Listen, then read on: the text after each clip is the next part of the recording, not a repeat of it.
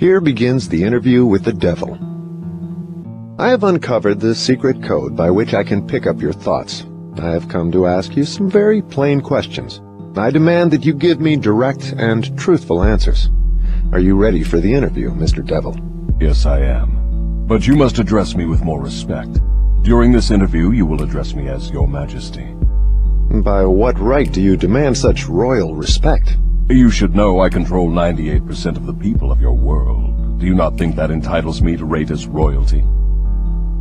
Have you proof of your claim? Yes, plenty of it. Of what does your proof consist? Of many things. If you want answers, you will address me as Your Majesty. Some things you will understand, some you will not. In order that you may get my viewpoint, I shall describe myself and correct the false notions people have of me and my place of abode. That is a fine idea, Your Majesty. Start by telling me where you live, then describe your physical appearance. My physical appearance? Why, my dear Mr. Earthbound, I have no physical body. I would be handicapped by such an encumbrance as those in which you earthbound creatures live. I consist of negative energy, and I live in the minds of people who fear me. I also occupy 1/2 of every atom of physical matter and every unit of mental and physical energy. Perhaps you will better understand my nature if I tell you I am the negative portion of the atom. Oh, I see what you are preparing to claim. You are laying the foundation to say that if it were not for you, there would be no world, no stars, no electrons, no atoms, no human beings, nothing. Is that correct? True. Absolutely true. Well, if you only occupy 1/2 of energy and matter, who occupies the other half? The other half is occupied by my opposition. Opposition? What do you mean? The opposition is what you earthbound call God. So you have the universe divided up with God. Is that your claim? Not my claim, but the actual fact. Before this interview is finished, you will understand why my claim is true. You will also understand why it has to be true, or there could be no world such as yours, no earthbound creature such as you. I am no beast with a forked tongue and a spiked tail. But you do control the minds of 98 out of every 100 people. You said so yourself. Who causes all the misery in this 98% devil-controlled world if you do not? I have not said that I do not cause all the misery of the world. On the other hand, I boast of it. It is my business to represent the negative side of everything, including the thoughts of you earthbound people. How else could I control people? My opposition controls positive thought. I control negative thought. How do you gain control of the minds of people? Oh, that is easy. I merely move in and occupy the unused space of the human brain. I sow the seeds of negative thought in the minds of people so I can occupy and control the space. You must have many tricks and devices by which you gain and hold control of the human mind. To be sure, I employ tricks and devices to control human thought. My devices are clever ones, too. Go ahead and describe your clever tricks, Your Majesty. One of my cleverest devices for mind control is fear. I plant the seed of fear in the minds of people, and as these seeds germinate and grow, through use, I control the space they occupy. The 6 most effective fears are the fear of poverty, criticism, ill health, loss of love, old age, and death. Which of these 6 fears serves you most often, Your Majesty? The first and the last, poverty and death. At one time or another during life, I tighten my grip on all people through one or both of these. I plant these fears in the minds of people so deftly that they believe them to be their own creation. I accomplish this end by making people believe I am standing just beyond the entrance gate of the next life, waiting to claim them after death for eternal punishment.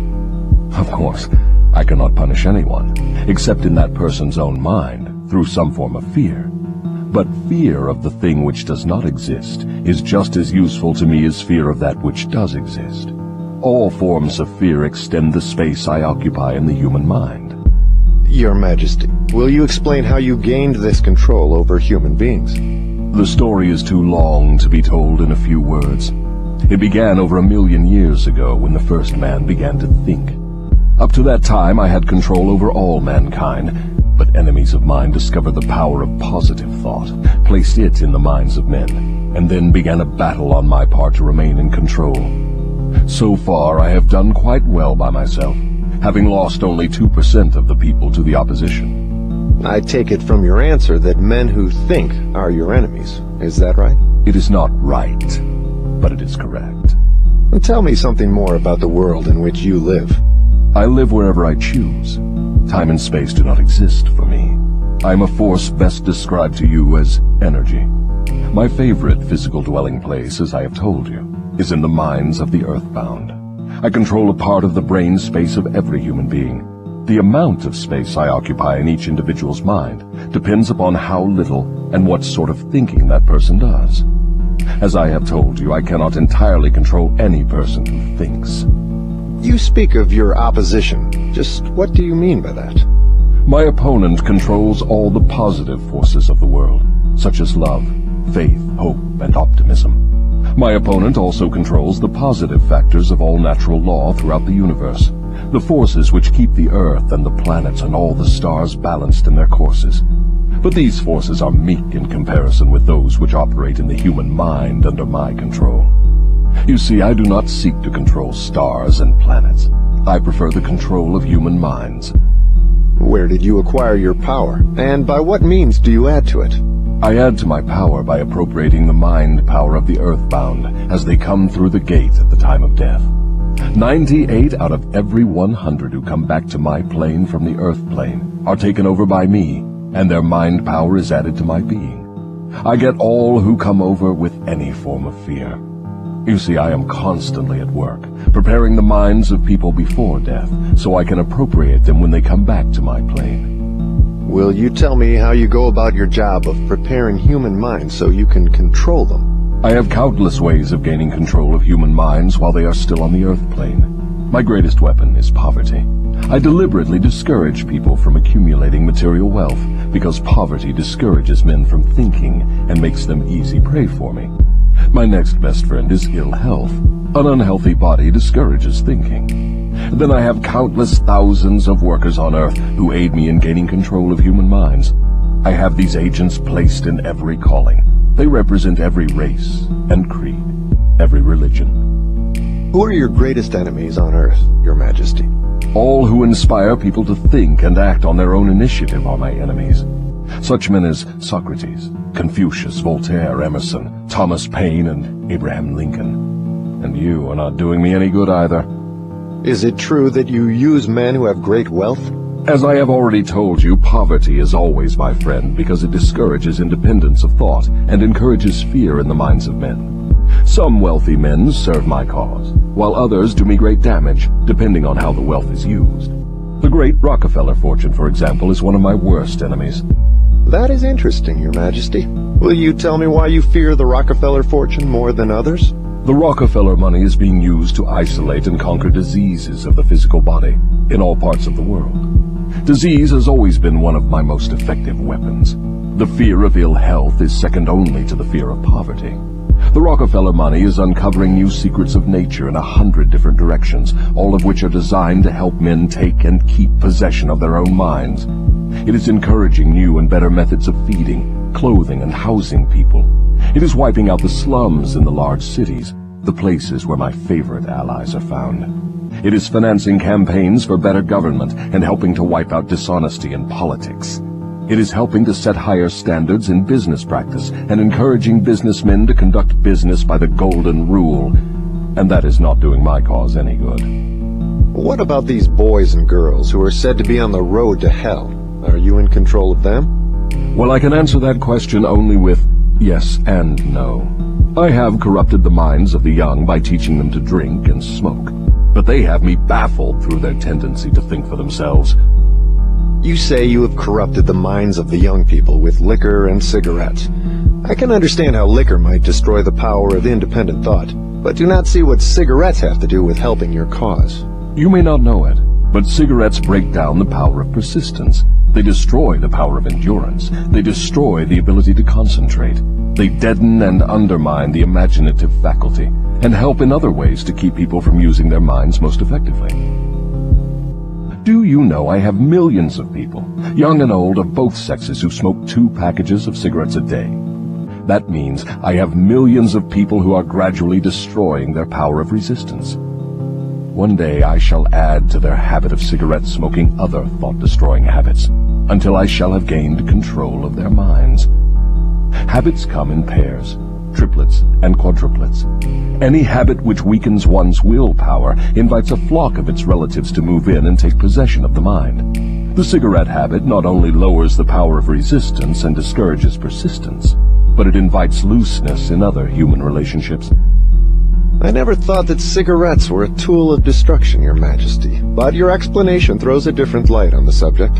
How many converts to the habit do you now claim? I am proud of my record. Millions are now victims, and the number is increasing daily. Soon I shall have most of the world indulging in the habit. In thousands of families I now have followers of the habit, including every member of the family. Very young boys and girls are beginning to take up the habit. They are learning how to smoke by observing their parents and older brothers and sisters. Which do you consider to be your greater tool for gaining control of human minds? Cigarettes or liquor? Without hesitation, I would say cigarettes. Once I get a young person to join my 2-package-a-day club, I have no trouble in inducing that person to take on the habit of liquor, overindulgence of sex, and all other related habits which destroy independence of thought and action. Your Majesty, when I began this interview, I had you all wrong. I thought you were a fraud and a fake, but I see now that you are quite real and very powerful. Your apology is accepted, but you need not have bothered. Millions of people have questioned my power, and I got most of them at the gate as they came over. I ask no person to believe in me. I prefer that people fear me. I am no beggar. I take what I want by cleverness and force. Begging people to believe is the business of my opposition, not mine. Your Majesty will please pardon my rudeness, but I would not be able to look myself in the face again if I did not tell you, here and now, that you are the damnedest fiend ever to be turned loose on innocent people. I always had the wrong conception of you. I thought you were kind enough to let people alone while they were living, that you merely tortured their souls after death. Now I learn from your own brazen confession that you destroy their right to freedom of thought and cause them to go through a living hell on earth. What do you have to say to that? I get what I want by exercising self-control. It is not so good for my own business, but I suggest you emulate me instead of criticizing me. You call yourself a thinker, and you are. Otherwise, you would never have forced this interview on me. But you will never be the sort of thinker that frightens me unless you gain and exercise greater control over your own emotions. Let us get away from personalities. I came here to learn more about you, not to discuss myself. Please go ahead and tell me of the many tricks you have devised for gaining control of the human mind. What is your most powerful weapon just now? That is a difficult question to answer. I have so many devices for entering human minds and controlling them that it is difficult to say which are the most powerful. Right at the moment, I am trying to bring about another world war. My friends here in Washington are helping me to involve America in the war. If I can start the world to killing on a wholesale basis, I shall be able to put into operation my favorite device for mind control. It is what you call mass fear. I used this device to bring about the other world war in 1914.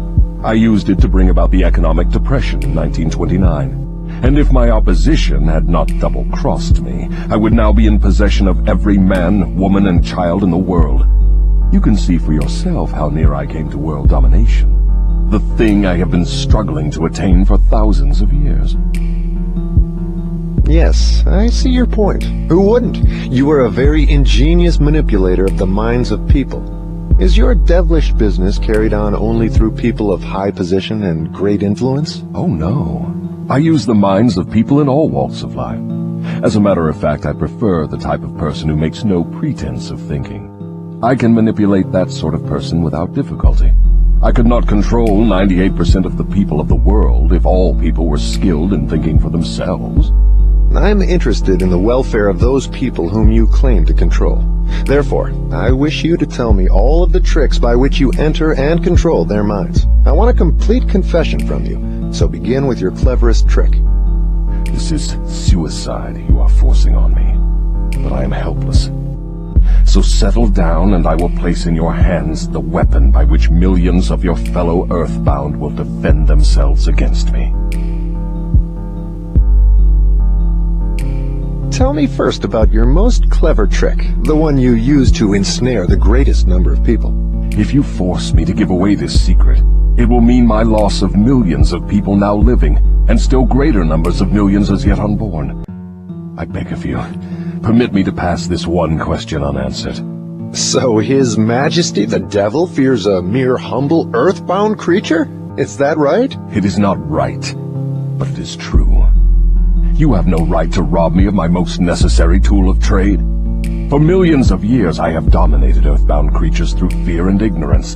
Now you come along and would destroy my use of these weapons by forcing me to tell how I use them. Do you not realize that you will break my grip on every person who heeds this confession you are forcing from me? Have you no mercy? Have you no sense of humor? Have you no sportsmanship? Stop stalling and start confessing. Who are you to ask mercy of one whom you would destroy if you could? Who are you to talk of sportsmanship and a sense of humor? You, who by your own confession have set up a living hell on earth, where you punish innocent people through their fears and ignorance. As for minding my own business, that is just what I'm doing when I force you to tell how you control people through their own minds. My business, if it can be called a business, is helping to unlock the doors of the self-made prisons in which men and women are confined because of the fears you have planted in their minds. My greatest weapon over human beings consists of two secret principles by which I gain control of their minds. I will speak first of the principle of habit, through which I silently enter the minds of people. By operating through this principle, I establish, I wish I could avoid using this word, the habit of drifting. When a person begins to drift on any subject, he is headed straight toward the gates of what you earthbound call hell. Describe all the ways in which you induce people to drift. Define the word and tell us exactly what you mean by it. I can best define the word drift by saying that people who think for themselves never drift, while those who do little or no thinking for themselves are drifters. A drifter is one who permits himself to be influenced and controlled by circumstances outside of his own mind. He would rather let me occupy his mind and do his thinking than go to the trouble of thinking for himself. A drifter is one who accepts whatever life throws in his way without making a protest or putting up a fight.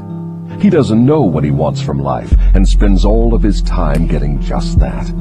A drifter has lots of opinions, but they are not his own. Most of them are supplied by me. A drifter is one who is too lazy mentally to use his own brain. That is the reason I can take control of people's thinking and plant my own ideas in their minds. I think I understand what a drifter is. Tell me the exact habits of people by which you induce them to drift through life. Start by telling me when and how you first gained control of a person's mind. My control over the mind of a human being is obtained while the person is young. Sometimes I lay the foundation for my control of a mind before the owner of it is born, by manipulating the minds of that person's parents. Sometimes I go further back than this and prepare people for my control through what you earthbound call physical heredity. You see, therefore, I have two approaches to the mind of a person. Yes. Go on, and describe these two doors by which you enter and control the minds of human beings. As I have stated, I help to bring people into your world with weak brains by giving to them before birth as many as possible of the weaknesses of their ancestors. You call this principle physical heredity. After people are born, I make use of what you earthbound call environment as a means of controlling them. This is where the principle of habit enters. The mind is nothing more than the sum total of one's habits. One by one, I enter the mind and establish habits, which lead finally to my absolute domination of the mind. Tell me of the most common habits by which you control the minds of people. That is one of my cleverest tricks. I enter the minds of people through thoughts which they believe to be their own. Those most useful to me are fear, superstition, avarice, greed, lust, revenge, anger, vanity, and plain laziness. Through one or more of these, I can enter any mind, at any age. But I get my best results when I take charge of a mind while it is young, before its owner has learned how to close any of these 9 doors. Then I can set up habits which keep the doors ajar forever. I'm catching on to your methods. Now, let us go back to the habit of drifting. Tell us all about that habit, since you say it is your cleverest trick in controlling the minds of people. As I said before, I start people drifting during their youth.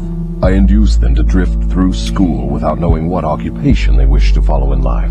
Here I catch the majority of people. Habits are related. Drift in one direction and soon you will be drifting in all directions. I also use environmental habits to give me a definite grip on my victims. I see. You make it your business to train children in the habit of drifting by inducing them to go through school without aim or purpose. Now, tell me of some of your other tricks with which you cause people to become drifters. Well, my second best trick in developing the habit of drifting is one that I put into operation with the aid of parents and public school teachers and religious instructors. I warn you not to force me to mention this trick. Do not disclose this trick. If you do so, you will be hated by my co-workers who help me use this trick. If you publish this confession in book form, your book will be barred from the public schools. It will be blacklisted by most of the religious leaders. It will be hidden from children by many parents. The newspapers will not dare to give reviews of your book. Millions of people will hate you for writing the book. In fact, no one will like you or your book except those who think, and you know how very few there are of this sort. My advice to you is to let me skip the description of my second best trick. So, for my own good, you wish to withhold the description of your second best trick. No one will like my book except those who think, eh? Very well, go ahead and answer. You'll regret this, Mr. Earthbound, but the joke is on you. By this mistake of yours, you will divert attention from me to yourself. My co-workers, of whom there are millions, will forget about me and hate you for uncovering my methods. Never mind about me. Tell me all about this second best trick of yours with which you induce people to drift with you to hell. My second best trick is not second at all. It is first. It is first because without it, I never could gain control of the minds of the youths. Parents, school teachers, religious instructors, and many other adults unknowingly serve my purpose by helping me to destroy in children the habit of thinking for themselves. They go about their work in various ways, never suspecting what they are doing to the minds of children or the real cause of the children's mistakes. I can hardly believe you, Your Majesty. I've always believed that children's best friends were those closest to them, their parents, their school teachers, and their religious instructors. Where would children go for dependable guidance if not to those who have charge of them? That is where my cleverness comes in. There is the exact explanation of how I control 98% of the people of the world. I take possession of people during their youth, before they come into possession of their own minds, by using those who are in charge of them. I especially need the help of those who give children their religious instruction, because it is here that I break down independent thought and start people on the habit of drifting, by confusing their minds with unprovable ideas concerning a world of which they know nothing. It is here also that I plant in the minds of children the greatest of all fears, the fear of hell. I understand that it is easy for you to frighten children with threats of hell, but how do you continue to make them fear you and your hell after they grow up and learn to think for themselves? Children grow up, but they do not always learn to think for themselves.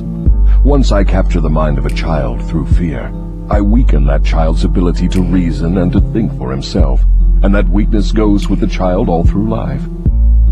Is that not taking unfair advantage of a human being by contaminating his mind before he comes into full possession of it?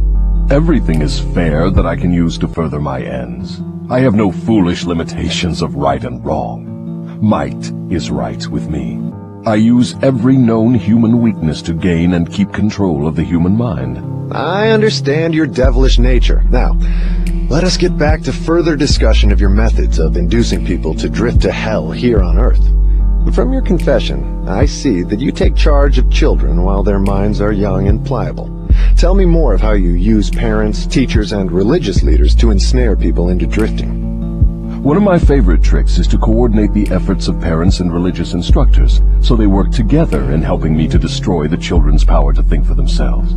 I use many religious instructors to undermine the courage and power of independent thought of children by teaching them to fear me. But I use parents to aid the religious leaders in this great work of mine. How do parents help religious leaders destroy their children's power to think for themselves? I never heard of such a monstrosity. I accomplish this through a very clever trick. I cause the parents to teach their children to believe as the parents do in connection with religion, politics, marriage, and other important subjects. In this way, as you can see, when I gain control of the mind of a person, I can easily perpetuate the control by causing that person to help me fasten it upon the minds of his offspring. In what other ways do you use parents to convert children into drifters? I cause children to become drifters by following the example of their parents, most of whom I have already taken over and bound eternally to my cause.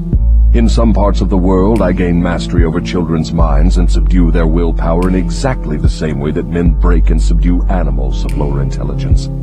It makes no difference to me how a child's will is subdued, as long as it fears something. I will enter its mind through that fear and limit the child's power to think independently.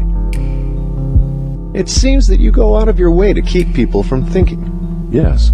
Accurate thought is death to me. I cannot exist in the minds of those who think accurately. I do not mind people thinking, as long as they think in terms of fear, discouragement, hopelessness, and destructiveness. When they begin to think in constructive terms of faith, courage, hope, and definiteness of purpose, they immediately become allies of my opposition and are therefore lost to me.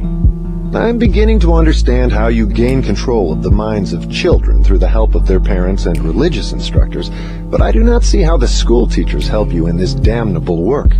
School teachers help me gain control of the minds of children, not so much by what they teach the children, as because of what they do not teach them. The entire public school system is so administered that it helps my cause by teaching children almost everything except how to use their own minds and think independently.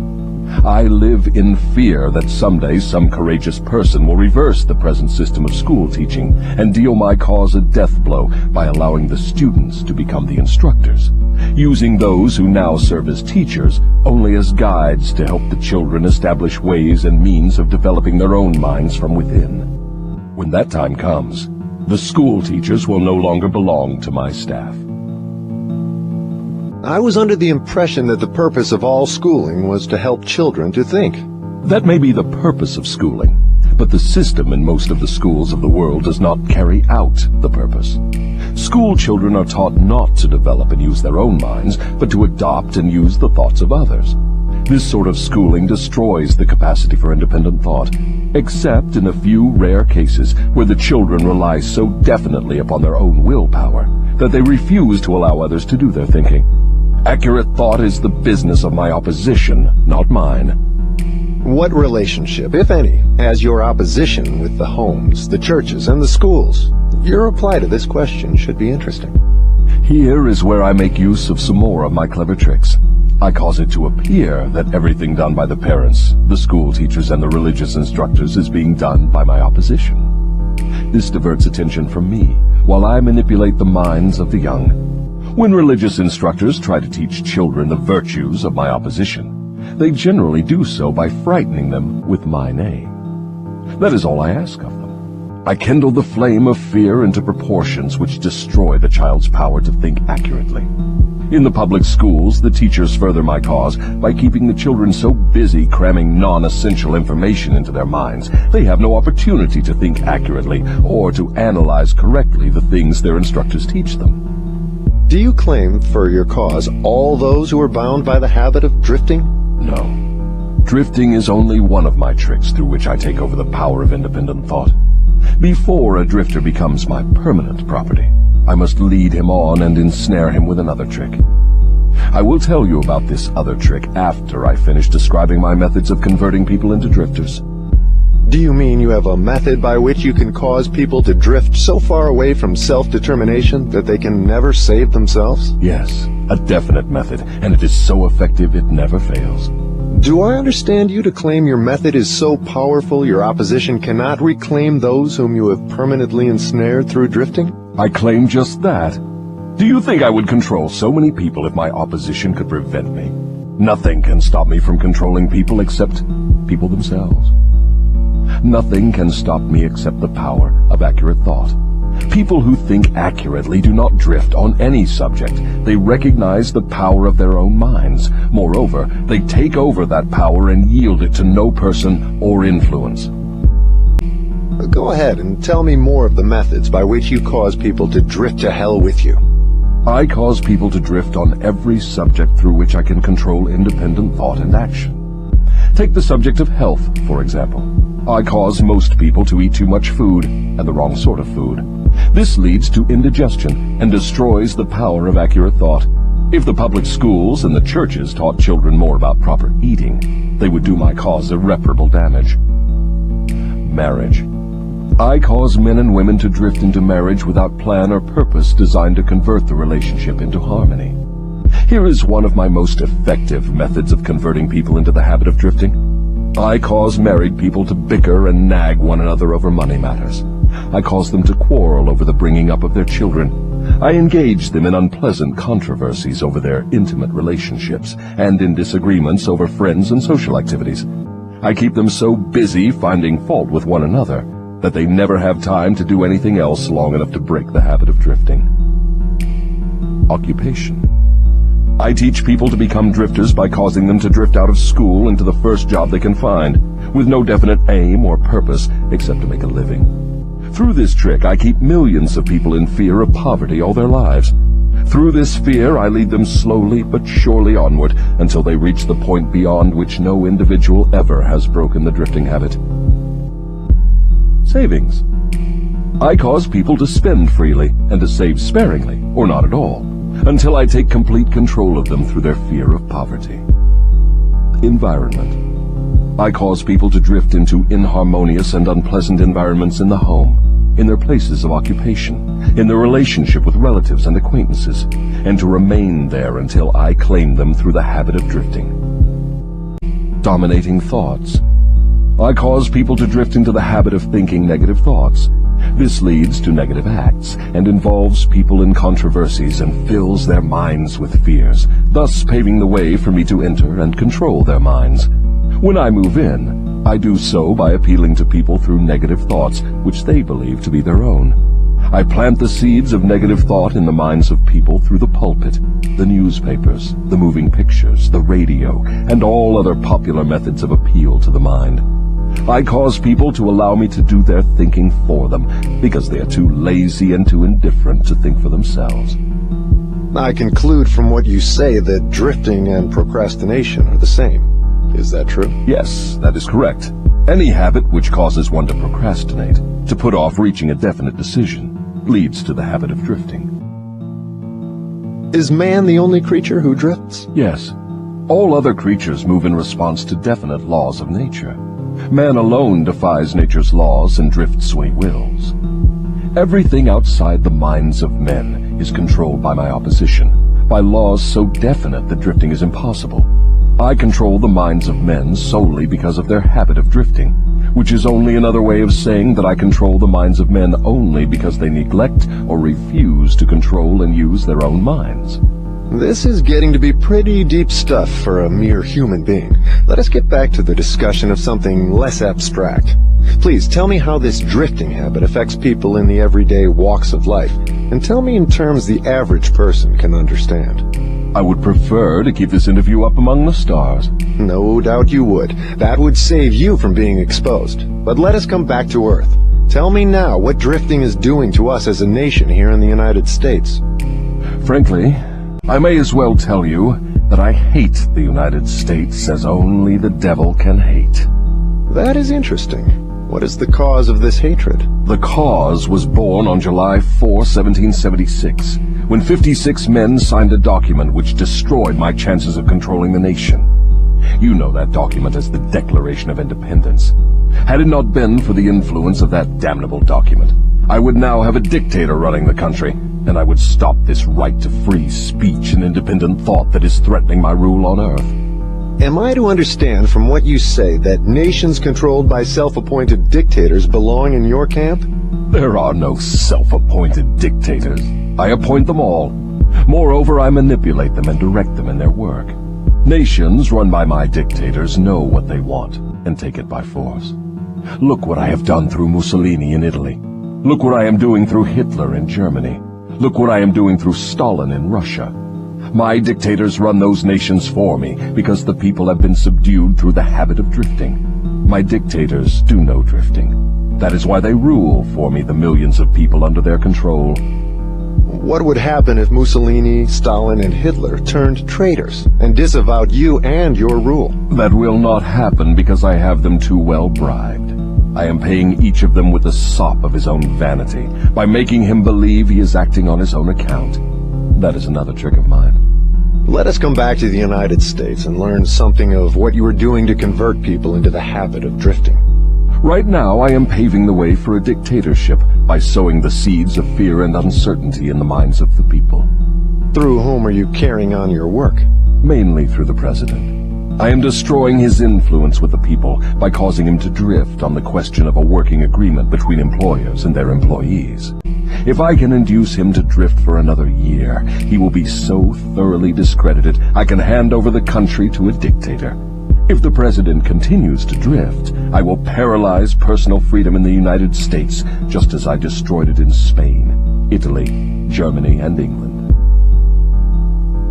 What you say leads me to the conclusion that drifting is a weakness which inevitably ends in failure, whether among individuals or nations. Is that your claim? Drifting is the most common cause of failure in every walk of life. I can control anyone whom I can induce to form the habit of drifting on any subject. The reason for this is twofold.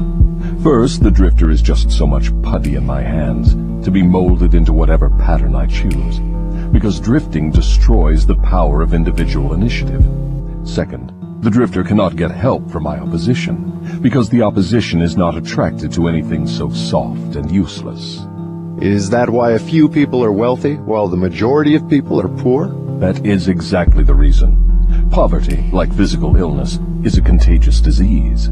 You find it always among the drifters, never among those who know what they want and are determined to get just that.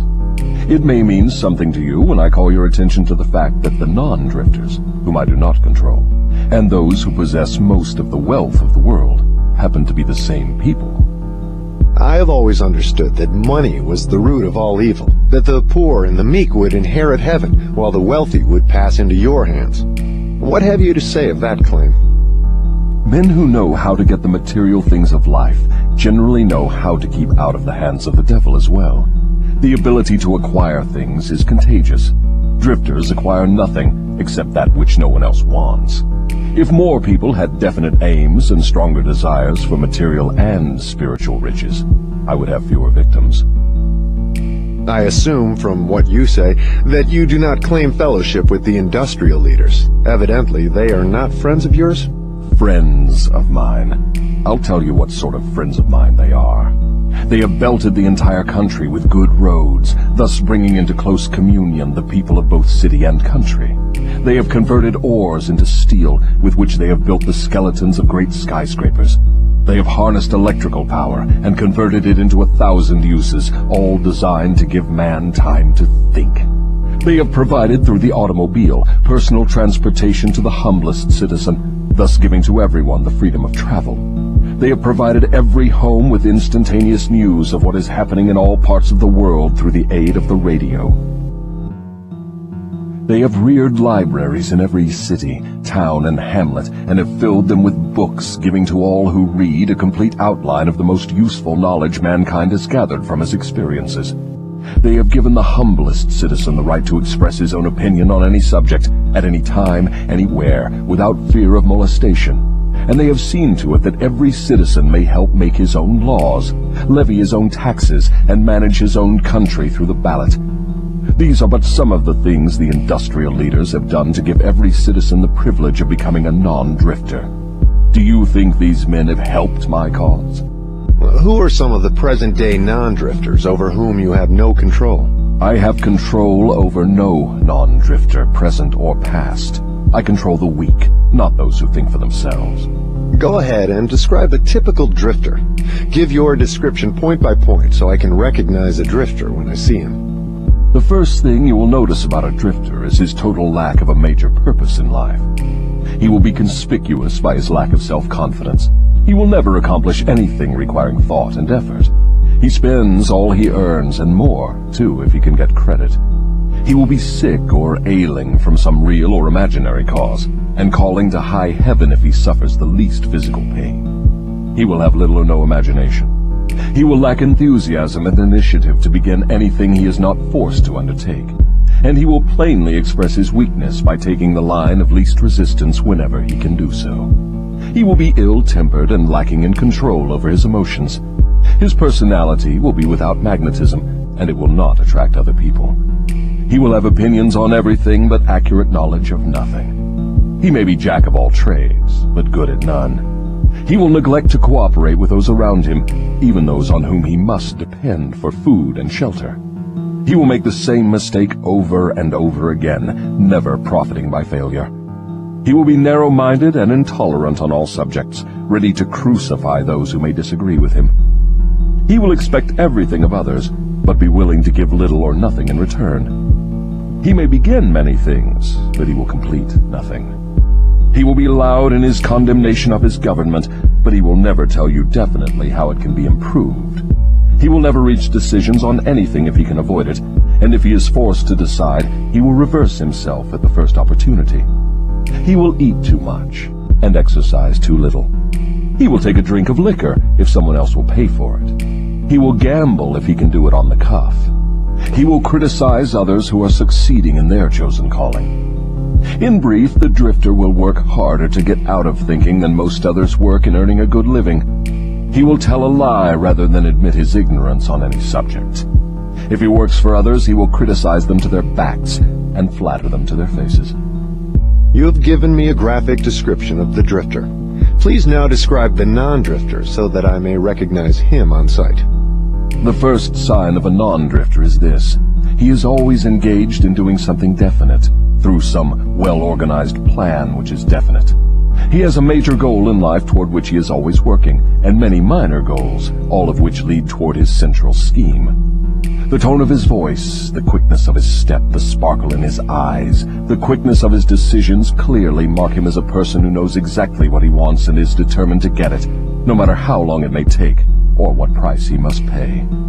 If you ask him questions, he gives you direct answers and never falls back on evasions or resorts to subterfuge.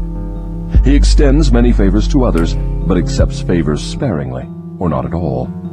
He will be found up front, whether he is playing a game or fighting a war. If he does not know the answers, he will say so, frankly. He has a good memory, never offers an alibi for his shortcomings. He never blames others for his mistakes, no matter if they deserve the blame. He used to be known as a go-getter, but in modern times he is called a go-giver. You will find him running the biggest business in town, living on the best street, driving the best automobile, and making his presence felt wherever he happens to be. He is an inspiration to all who come into contact with his mind. The major distinguishing feature of the non-drifter is this. He has a mind of his own and uses it for all purposes.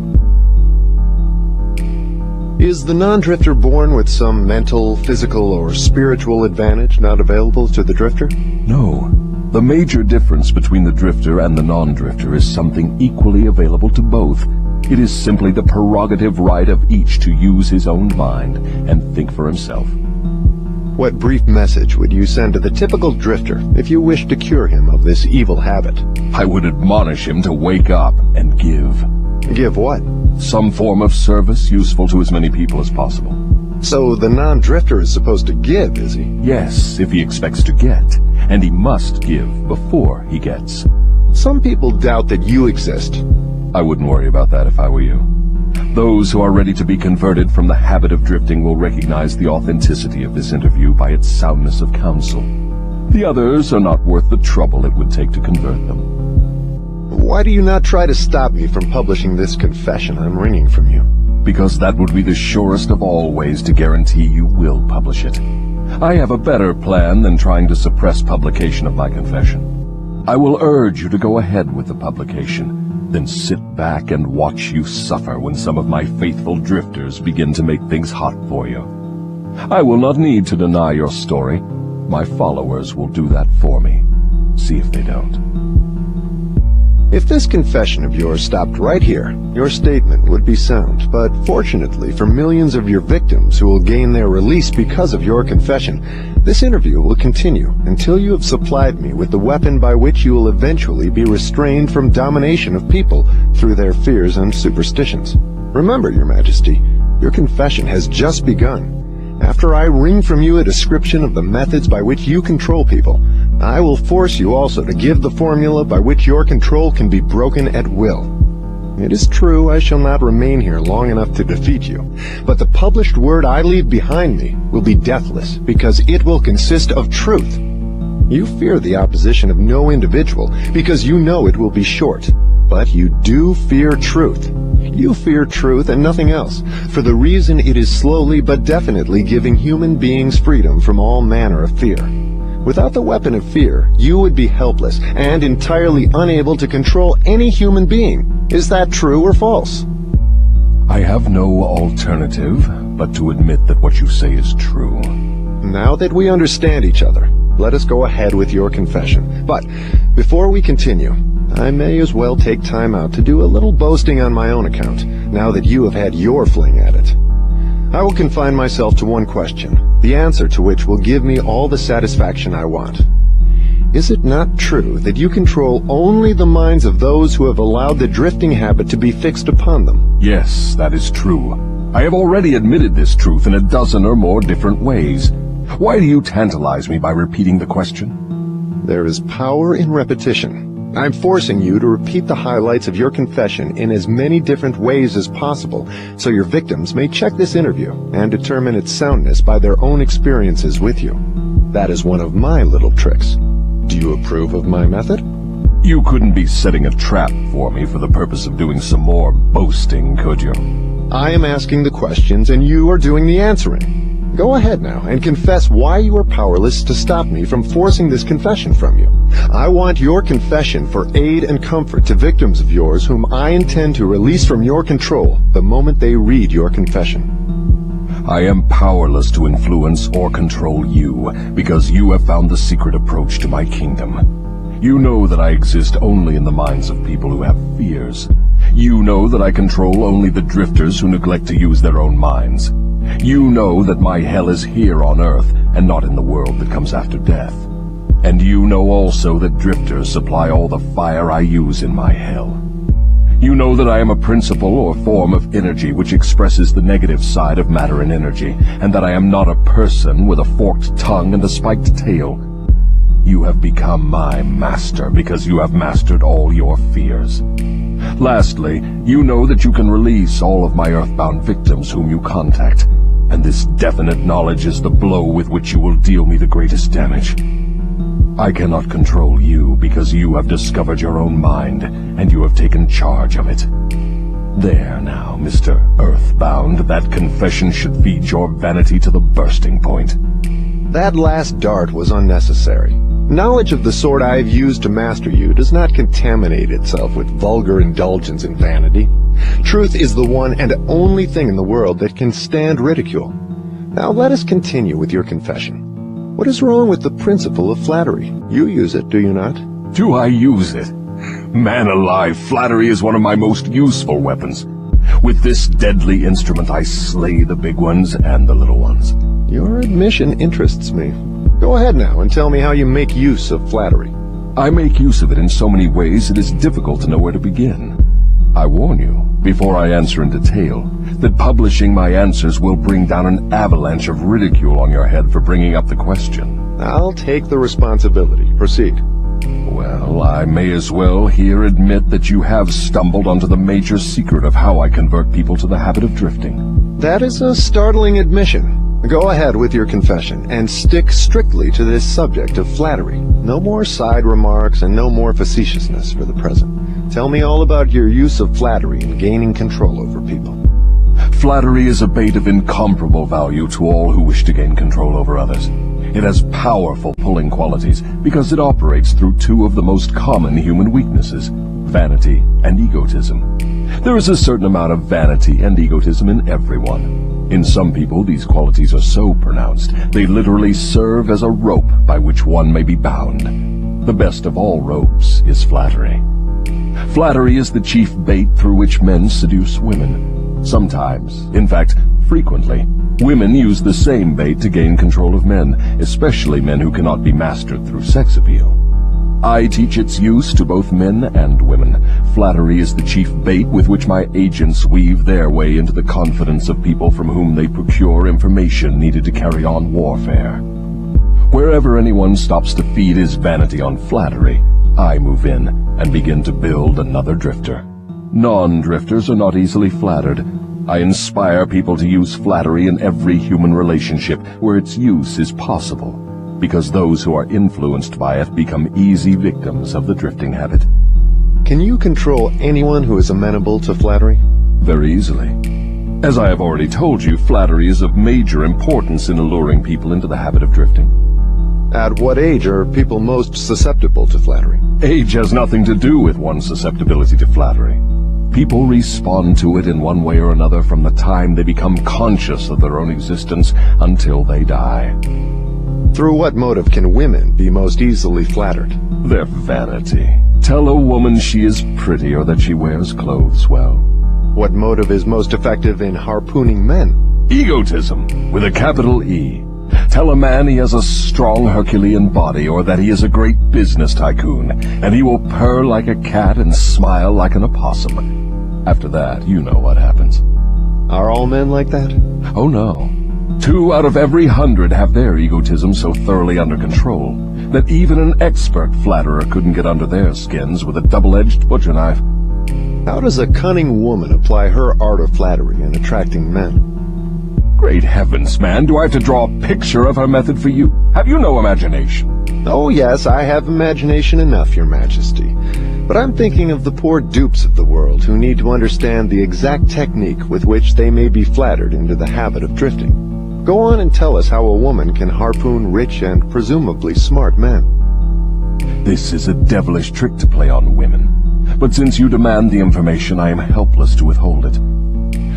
Women influence men through a technique consisting first of ability to inject soft, cooing baby tones into their voices, and second, by closing their eyes into a half-closed position which registers hypnotism in connection with the flattery of men. Is that all there is to the business of flattery? No, that is only the technique. Then comes the motive a woman uses as a lure.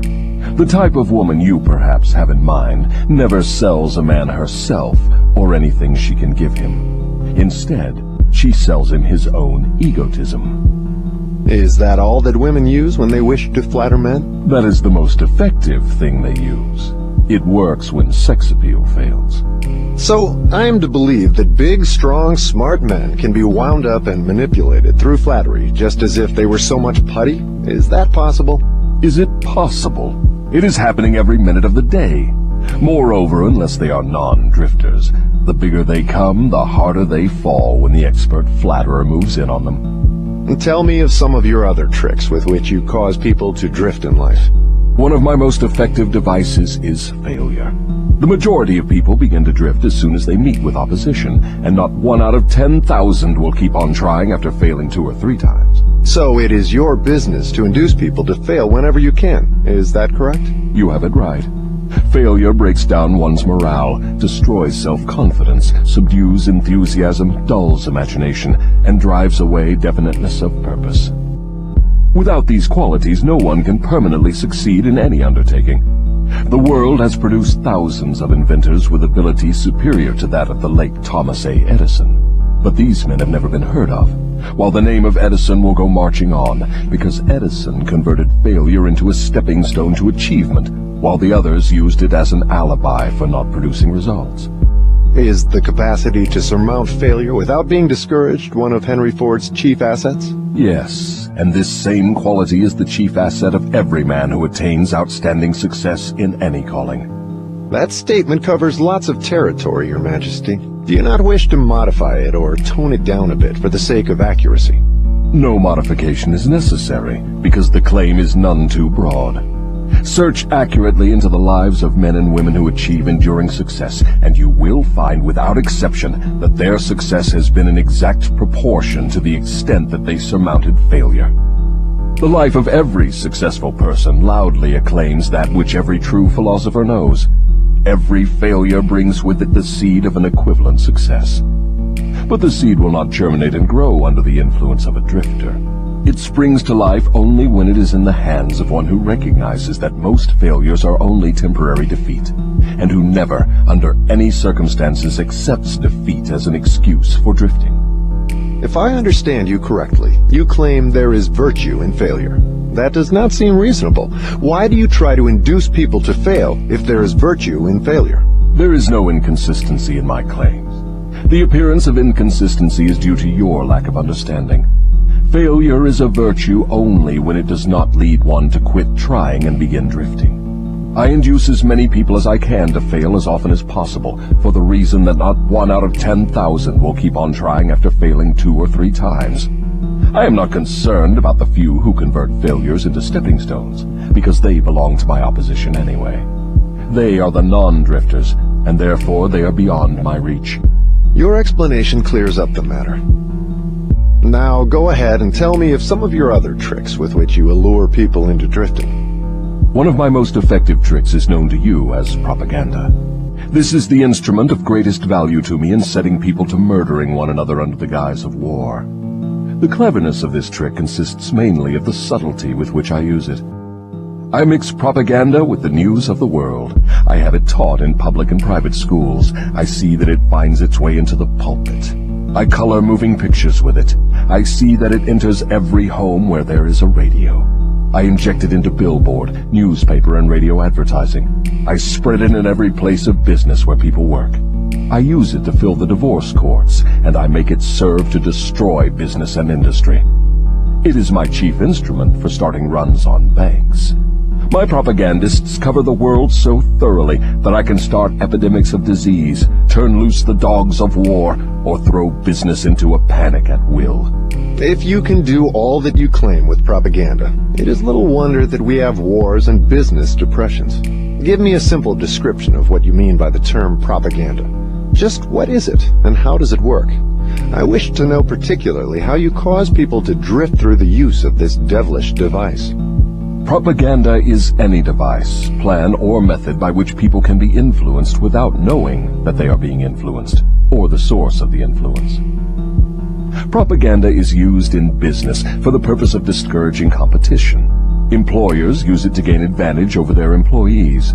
The employees retaliate by using it to gain advantage over their employers. In fact, it is used so universally and through such a smooth and beautiful streamlined technique that it looks harmless even when it is detected. I suppose some of your boys are now engaged in preparing the minds of the American people to drift into some form of dictatorship. Tell me how they work. Yes. Millions of my boys are preparing Americans to become Hitlerized. My best boys are working through politics and labor organization. We intend to take over the country with ballots instead of bullets. Americans are so sensitive they would never stand the shock of seeing their former government changed with the aid of machine guns and tank cars. So our propaganda boys are serving them a diet they will swallow by stirring up strife between employers and employees and turning the government against business and industry. When propaganda has done its work thoroughly, one of my boys will move in as dictator, and the 9 old men on your Supreme Court with their silly notions of the Constitution will move out. Everyone will be given a job or fed from the government treasury. When men's bellies are filled, they drift freely with one who does the filling. Hungry men get out from under control. I have often wondered who invented the clever trick which you call propaganda. From what you tell me of its source and nature, I understand why it is so deadly. Only one as clever as your Majesty could have invented such a device with which to dull the reason, dethrone the will, and lure men into drifting.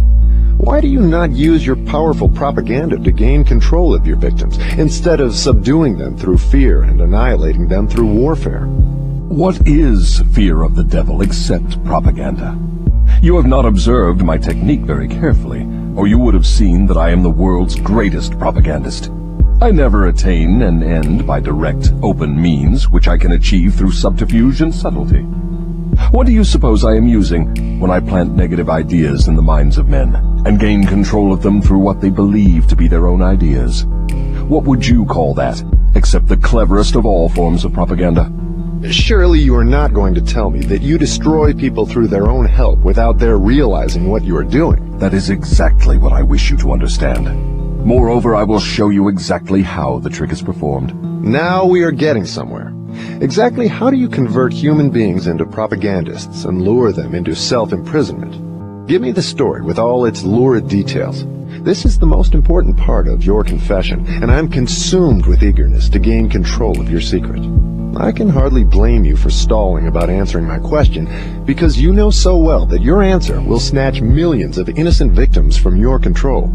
You also know that your answer will protect other countless millions of yet unborn people from being victimized by you. It is little wonder you are hedging about answering. Your deductions are correct. This part of my confession will do me more damage than all the remainder of it. Stating your headache in a better way, this part of your confession will save more millions of people from your control than all the remainder of it. All I can say is that you have me in a hell of a situation. Now you shall know how the millions of your victims feel. Let's have it. I make my first entry into an individual's mind by bribing him. What do you use as a bribe? I use many things, all of them pleasant things the individual covets. I use the same sort of bribes that individuals use when they bribe one another. That is, I use for bribes the things people most want. My best bribes are these: love, the thirst for sex expression, covetousness for money, the obsessive desire to gain something for nothing, gambling, vanity in women, egotism in men, desire to be the master of others, desire for intoxicants and narcotics, desire for self-expression through words and deeds, desire to imitate others, desire for the perpetuation of life after death, desire to be a hero or heroine, desire for physical food. That is an imposing list of bribes, Your Majesty. Do you use others? Yes, plenty of them, but these are my favorites. Through some combination of them, I can enter the mind of any human being at will at any age from birth until death. You mean that these bribes are the keys with which you can silently unlock the door to any mind you choose? That is exactly what I mean, and I can do it too. What happens when you enter the mind of a person who is not yet in the habit of drifting, but belongs in the 98% class as a potential drifter? I go to work immediately to occupy as much of that person's mind as I can master. If the individual's greatest weakness is the desire for money, I begin to dangle coins before him, figuratively speaking. I intensify his desire and induce him to go after money. Then when he gets near it, I snatch it away from him. This is an old trick of mine. After the trick has been repeated a few times, the poor fellow gives in and quits. Then I take over a little more space in his mind and fill it with the fear of poverty. That is one of my best mind fillers. Yes, I admit your method is very clever, but what happens if the victim fools you and gets his hands on a lot of money? You don't fill his mind with the fear of poverty then, do you? No, I don't. I take over the space by filling it with something which serves my purpose just as well. If the victim converts his desire for money into large sums, I start overfeeding him with the things he can buy with it. For example, I cause him to stuff himself with rich foods. This slows down his thinking capacity, endangers his heart, and starts him on the road to drifting. Then I pester him with intestinal poisoning through the surplus food he eats. That also slows down his thinking and gives him a nasty disposition. What if the victim is not a glutton? What other follies can you induce him to pick up that lead to drifting? If the victim is a male, I can usually snare him through his sex appetite. Overindulgence in sex starts more men into drifting toward failure than all other causes combined. So food and sex are two of your surefire baits, is that correct? Yes. With these two lures, I can take over a majority of my victims. And then there is the desire for money. I'm beginning to think that wealth is more dangerous than poverty, if your story is to be believed. That altogether depends on who has the wealth and how it was acquired. What has the manner in which money is acquired to do with its being a blessing or a curse? Everything. If you don't believe me, take a look at those who acquire a large amount of money quickly, without time to get wisdom along with it, and observe how they use it. Why do you suppose rich men's sons seldom equal the achievements of their fathers? I'll tell you why. It is because they have been deprived of the self-discipline which comes from being forced to work. Look into the records of moving picture stars or athletes who suddenly find themselves in possession of big money and hero worship and praise from the public. Observe how quickly I move in and take them over in many cases, mainly through sex, gambling, food, and liquor. With these, I catch and control the biggest and the best of people as soon as they get their hands on big money. What about those who acquire money slowly, by rendering some form of useful service? Are they easily snared too? Oh, I get them all right, but I generally have to change my bait. Some of them want one thing and others want something else. Where my purpose is best served, I see to it that they get what they want most, but I manage to wrap in the package something they don't want. The thing I give them is the definite thing that makes them drifters. Do you see how I work? And very clever work it is.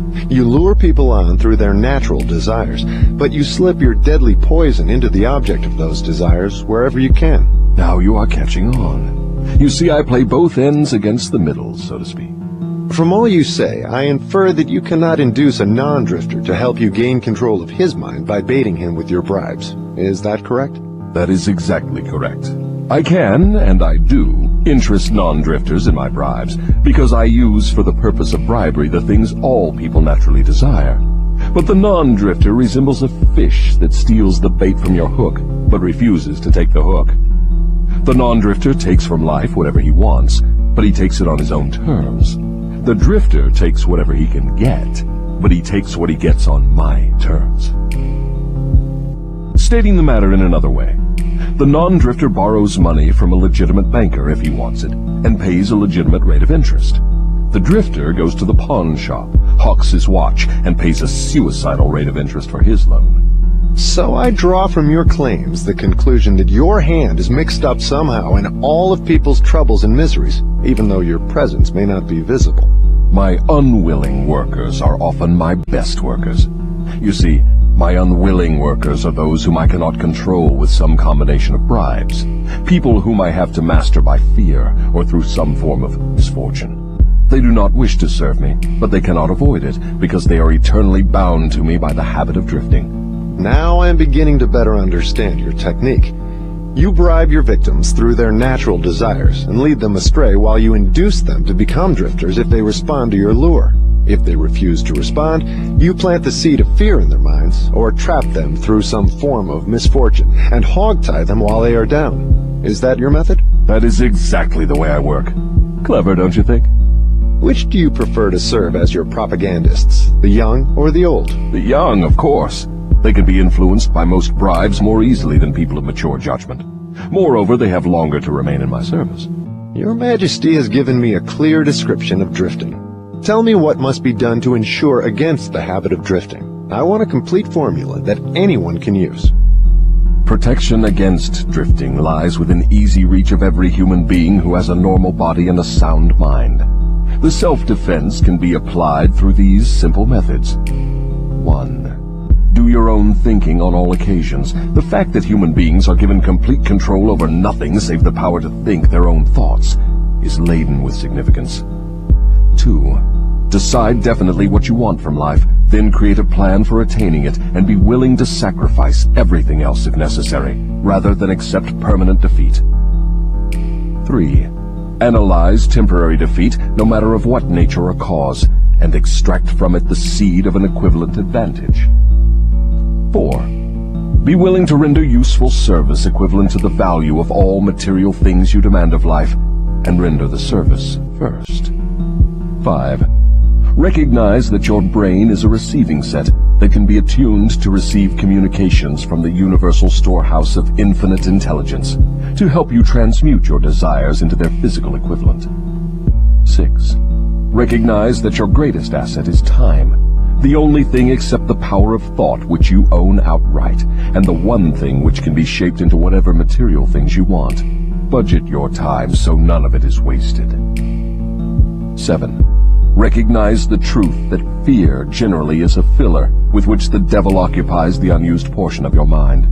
That it is only a state of mind which you can control by filling the space it occupies with faith in your ability to make life provide you with whatever you demand of it. 8. When you pray, do not beg. Demand what you want, and insist upon getting exactly that with no substitutes. 9. Recognize that life is a cruel taskmaster, and that either you master it or it masters you. There is no halfway or compromising point. Never accept from life anything you do not want. If that which you do not want is temporarily forced upon you, you can refuse in your own mind to accept it, and it will make way for the thing you do want. 10. Lastly, remember that your dominating thoughts attract, through a definite law of nature, by the shortest and most convenient route, their physical counterpart. Be careful what thoughts you dwell upon. That list looks imposing. Give me a simple formula, combining all the 10 points. If you had to combine all 10 in one, what would it be? Be definite in everything you do and never leave unfinished thoughts in the mind. Form the habit of reaching definite decisions on all subjects. Can the habit of drifting be broken, or does it become permanent once it has been formed? The habit can be broken if the victim has enough willpower, providing it is done in time. There is a point beyond which the habit can never be broken. Beyond that point, the victim is mine. He resembles a fly that has been caught in a spider's web. He may struggle, but he cannot get out. Each move he makes entangles him more securely. The web in which I entangle my victims permanently is a law of nature not yet isolated by or understood by men of science. What is this mysterious law through which you take permanent control of people's bodies, even before you take over their souls? The whole world will want to know more about this law and how it operates. It will be hard to describe the law so you will understand it, but you may call it hypnotic rhythm. It is the same law through which people can be hypnotized. So you have the power to use the laws of nature as a web in which you bind your victims in eternal control. Is that your claim? That is not only my claim, it is the truth. I take over their minds and bodies even before they die whenever I can lure them or frighten them into hypnotic rhythm. What is hypnotic rhythm? How do you use it to gain permanent mastery over human beings? I will have to go back into time and space and give you a brief elementary description of how nature uses hypnotic rhythm. Otherwise, you will not be able to understand my description of how I use this universal law to control human beings. Go ahead, but keep your story confined to simple illustrations which come within the range of my own experience and knowledge of natural laws. Very well, I shall do my best. You, of course, know that nature maintains a perfect balance between all the elements and all the energy in the universe. You can see that the stars and the planets move with perfect precision, each one keeping its own place in time and space. You can see that the seasons of the year come and go with perfect regularity. You can see that an oak tree grows from an acorn, and a pine grows from the seed of its ancestor. An acorn never produces a pine, and a pine seed never produces an oak. These are simple things which anyone can understand. What one cannot see is the universal law through which nature maintains perfect balance throughout the myriad of universes. You, earthbound, caught a fragmentary glimpse of this great universal law when Newton discovered that it holds your Earth in its position and causes all material objects to be attracted toward the center of the Earth. He called the law gravitation. But he did not go far enough in his study of the law. If he had, he would have discovered that the same law which holds your Earth in position and helps nature maintain a perfect balance over the 4 dimensions, in which all matter and energy are contained, is the web in which I entangle and control the minds of human beings. Tell me more of this astounding law of hypnotic rhythm. As I have already stated, there is a universal form of energy with which nature keeps a perfect balance between all matter and energy. She makes specialized use of this universal building material by breaking it up into different wavelengths. The breaking up process is carried on through habit.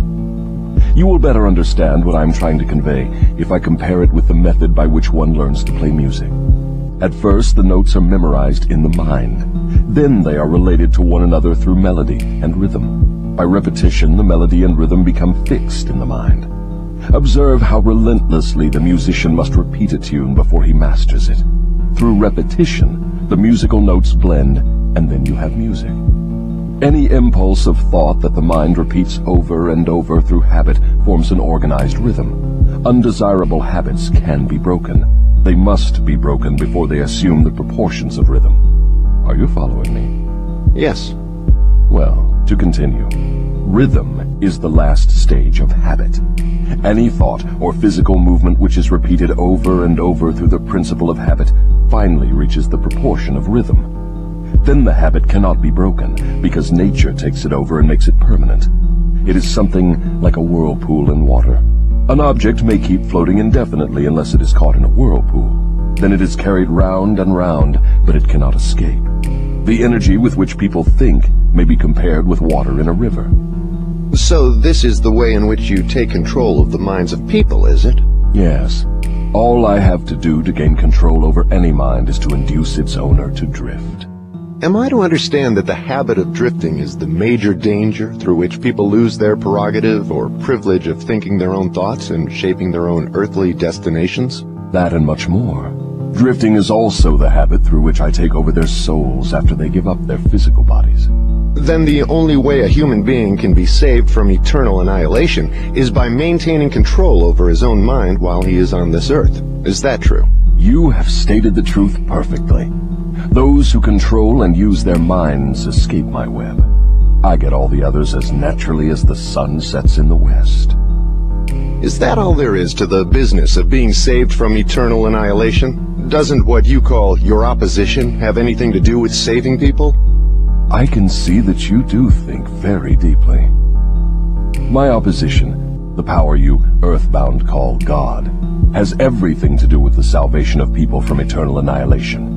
And for that reason, it is my opposition who provides every human being with the privilege of using his own mind. If you use that power by maintaining control over your own mind, you become a part of it when you give up your physical body. If you neglect to use it, then I have the privilege of taking advantage of the neglect through the law of hypnotic rhythm. How much of a person do you take over when you gain control of him? Everything that is left after he ceases to control and use his own mind. In other words, when you gain control of a person, you take over all there is of his individuality up to the time that he quits using his own mind. Is that correct? That is how I operate. What do you do with people whom you control before death? Of what good are they to you while they live? I use them, or what is left of them after I take charge, as propagandists to help me prepare the minds of others to drift. You not only fool people into destroying their power to control their own minds, but you use them to help you trap others? Yes, I let no opportunity get away from me. Let us come back to the subject of hypnotic rhythm. Tell me more of how this law works. Show me how you use individuals to help you gain control over others. I want to know something of the most effective way you use hypnotic rhythm. Oh, that is easy. The thing I like best is to fill the minds of people with fear. Once I fill one's mind with fear, I have little trouble causing him to drift until I have entangled him in the web of hypnotic rhythm. What human fear best serves your purpose? The fear of death. Why is the fear of death your favorite weapon? Because no one knows, and by the very nature of the laws of the universe, no one can prove definitely what happens after death. This uncertainty frightens people out of their wits. People who give over their minds to fear, any sort of fear, neglect to use their minds and begin to drift. Eventually, they drift into the whirlpool of hypnotic rhythm, from which they may never escape. Then you do not mind what religious leaders think or say of you when they speak of death? Not as long as they say something. If the churches should stop talking about me, my cause would receive a severe setback. Every attack made against me fixes the fear of me in the minds of all who are influenced by it. You see, opposition is the thing that keeps some people from drifting, providing they do not yield to it. Since you claim the churches help instead of hindering your cause, tell me what would give you cause to worry. My only worry is that someday a real thinker may appear on Earth. What would happen if a thinker did appear? You ask me what would happen. I'll tell you what would happen. People would learn the greatest of all truths, that the time they spend in fearing something would, if reversed, give them all they want in the material world and save them from me after death. Isn't that worth thinking about? What is keeping such a thinker from appearing in the world? Fear of criticism. It may interest you to know that the fear of criticism is the only effective weapon I have with which to whip you. If you were not afraid to publish this confession after you wring it from me, I would lose my earthly kingdom. And if I did surprise you and publish it, how long would it be until you lost your kingdom? Just long enough for one generation of children to grow into understanding. You cannot take the adults from me. I have them too securely sewed up. But if you published this confession, it would be sufficient to keep me from gaining control of the yet unborn and those who have not yet reached the age of reason. You wouldn't dare publish what I have told you about the religious leaders. They would crucify you. I thought the savage practice of crucifixion went out of style 2,000 years ago. I don't mean crucifixion on a cross. I mean social and financial crucifixion. Your income would be shut off. You would become a social outcast. Religious leaders and their followers alike would treat you with scorn. Suppose I should choose to throw in my lot with the select few who make a pretense of using their own minds rather than fear the masses who do not, the masses of whom you claim 98%. If you have courage enough to do this, you will crimp my style. Why do you lay claim to no scientist? Don't you like scientists? Oh yes, I like all people well enough, but true scientists are out of my reach. Why? Because they think for themselves and spend their time studying natural laws. They deal with cause and effect. They deal with facts wherever they find them. But do not make the mistake of believing scientists have no religion. They have a very definite religion. What is their religion? The religion of truth. The religion of natural law. If the world ever produces an accurate thinker with ability to fathom the deeply buried secret of life and death, you can be sure that science will be responsible for the catastrophe. Catastrophe to whom? To me, of course. Let's get back to the subject of hypnotic rhythm. I want to know more about it. Is it something like the principle through which people can hypnotize one another? It is precisely the same thing. I have already told you so. Why do you repeat your questions? That is an old worldly custom of mine, Your Majesty. For your enlightenment, I will tell you, I am forcing you to repeat many of your statements for the sake of emphasis. I'm also trying to see if I can catch you in a lie. Don't dodge the issue. Get back to hypnotic rhythm and tell me all you know about it. Am I a victim of it? Not now, but you barely missed falling into my web. You drifted toward the whirlpool of hypnotic rhythm until you discovered how to force me into making this confession. Then I lost control of you. How interesting. You are not trying to recapture me through flattery, are you? That would be the best bribe I could offer you. It is the bribe I used on you effectively before you got the upper hand of me. With what did you flatter me? With many things. Chief among them, sex and the desire for self-expression. What effect did your bribes have on me? They caused you to neglect your major purpose in life and started you to drifting. Was that all you did to me through your bribes? That was plenty. But I am back on the track and out of your reach now, am I not? Yes, you are temporarily out of my reach because you are not drifting. What broke your spell over me and released me from the habit of drifting? My answer may humiliate you. Do you want to hear it? Go ahead and give it to me, Your Majesty. I wish to learn how much truth I can stand. When you found a great love in the woman of your choice, I lost my grip on you. So you are going to accuse me of hiding behind a woman's skirts, are you? No, not hiding. I wouldn't put it that way. I would say you have learned how to give yourself a solid background with the embellishment of a woman's mind. The woman's skirt has nothing to do with it, then? No, but her brain does. When you and your wife began to combine your two brains through your habit of masterminding every day, you stumbled upon the secret power with which you forced me into this confession. Is that the truth, or are you trying to flatter me again? I could flatter you if I had you alone, but I cannot flatter you while you have the use of your wife's mind. I'm beginning to catch on to something important. I'm beginning to understand what was meant by the writer of that passage in the Bible, which says substantially, when two or more meet together and ask for anything in my name, it shall be granted. It is true, then, that two minds are better than one. It is not only true, it is necessary before anyone can continuously contact the great storehouse of infinite intelligence, wherein is stored all that is, all that ever was, and all that can ever be.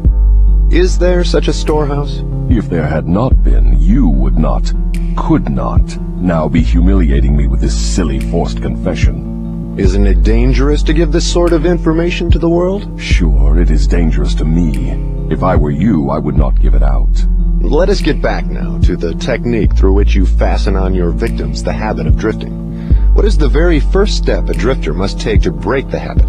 A burning desire to break it. You of course know that no one can be hypnotized by another person without his willingness to be hypnotized. Neither can nature place one under the spell of hypnotic rhythm without his willingness to be hypnotized. The willingness may assume the form of indifference toward life generally, lack of ambition, fear, lack of definiteness of purpose, and many other forms.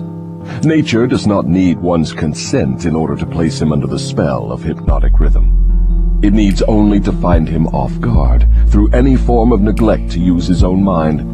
Remember this. Whatever you have, you use it or you lose it.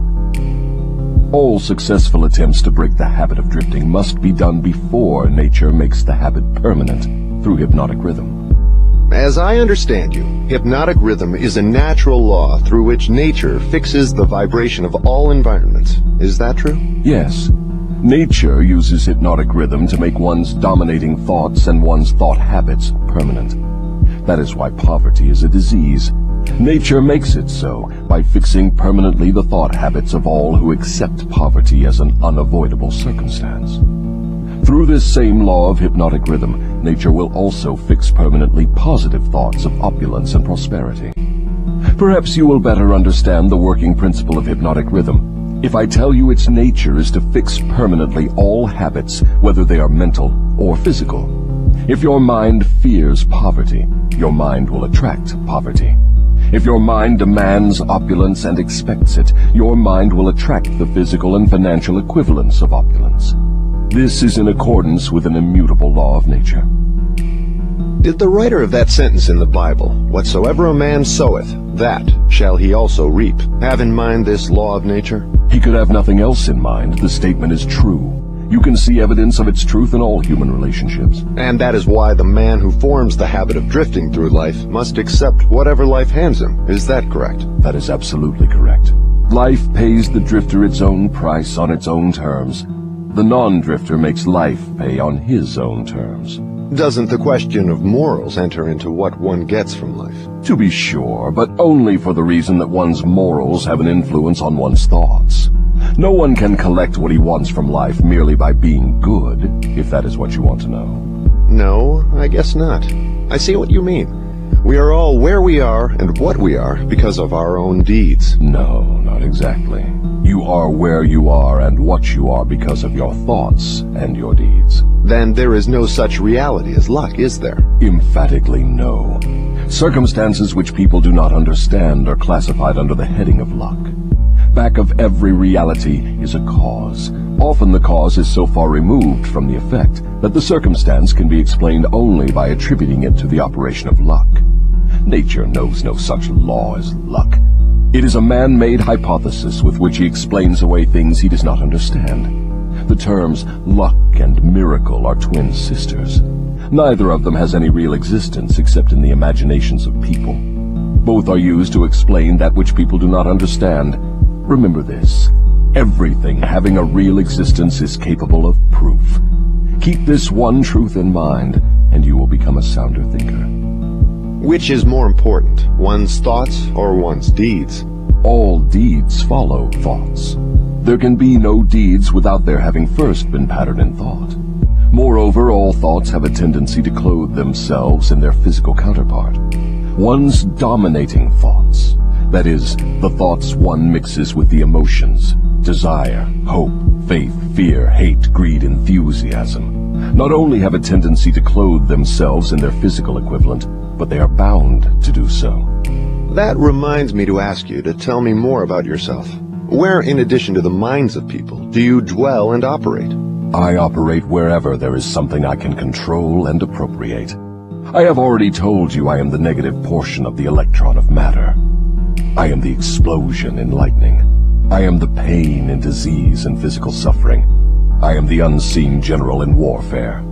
I am the unknown commissioner of poverty and famine. I am the executioner extraordinary at death. I am the inspirer of lust after the flesh.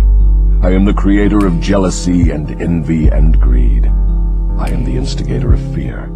I am the genius who converts the achievements of men of science into instruments of death. I am the destroyer of harmony in all manner of human relationships. I am the antithesis of justice. I am the driving force in all immorality. I am the stalemate of all good. I am anxiety, suspense, superstition, and insanity. I am the destroyer of hope and faith. I am the inspirer of destructive gossip and scandal. I am the discourager of free and independent thought. In brief, I am the creator of all forms of human misery, the instigator of discouragement and disappointment. And you do not call that cold and cruel? I call that definite and dependable. The world depression broke up the habits of men everywhere and redistributed the sources of opportunity in all walks of life on an unprecedented scale. The drifter's pet alibi, with which he tries to explain away his undesirable position, is his cry that the world has run dry of opportunities. Non-drifters do not wait for opportunity to be placed in their way. They create opportunity to fit their desires and demands of life. Are non-drifters smart enough to avoid the influence of hypnotic rhythm? No one is smart enough to dodge the influence of hypnotic rhythm. One could just as easily avoid the influence of the law of gravity. The law of hypnotic rhythm fixes permanently the dominating thoughts of men, whether they be drifters or non-drifters. There is no reason why a non-drifter would want to avoid the influence of hypnotic rhythm, because that law is favorable to him. It helps him convert his dominating aims, plans, and purposes into their physical replicas. It fixes his habits of thought and makes them permanent. Only the drifter would wish to dodge the influence of hypnotic rhythm. For the better portion of my adult life, I've been a drifter. How did I manage to escape being swept into the whirlpool of hypnotic rhythm? You haven't escaped. The major portion of your dominating thoughts and desires since you reached adulthood has been a well-defined, definite desire to understand all the potentialities of the mind. You may have drifted on thoughts of lesser importance, but you did not drift in connection with this desire. Because you did not drift, you are now recording a document which gives you exactly what your dominating thoughts demanded of life. Why doesn't your opposition use hypnotic rhythm to make permanent one's higher thoughts and nobler deeds? Why does your opposition permit you to use this stupendous force as a means of entangling people in a web of evil, spun by their own thoughts and deeds? Why does your opposition not outwit you by binding people with thoughts which build and lift them above your influence? The law of hypnotic rhythm is available to all who will use it. I make use of it more effectively than does my opposition, because I offer people more attractive bribes to think my sort of thoughts and indulge in my sort of deeds.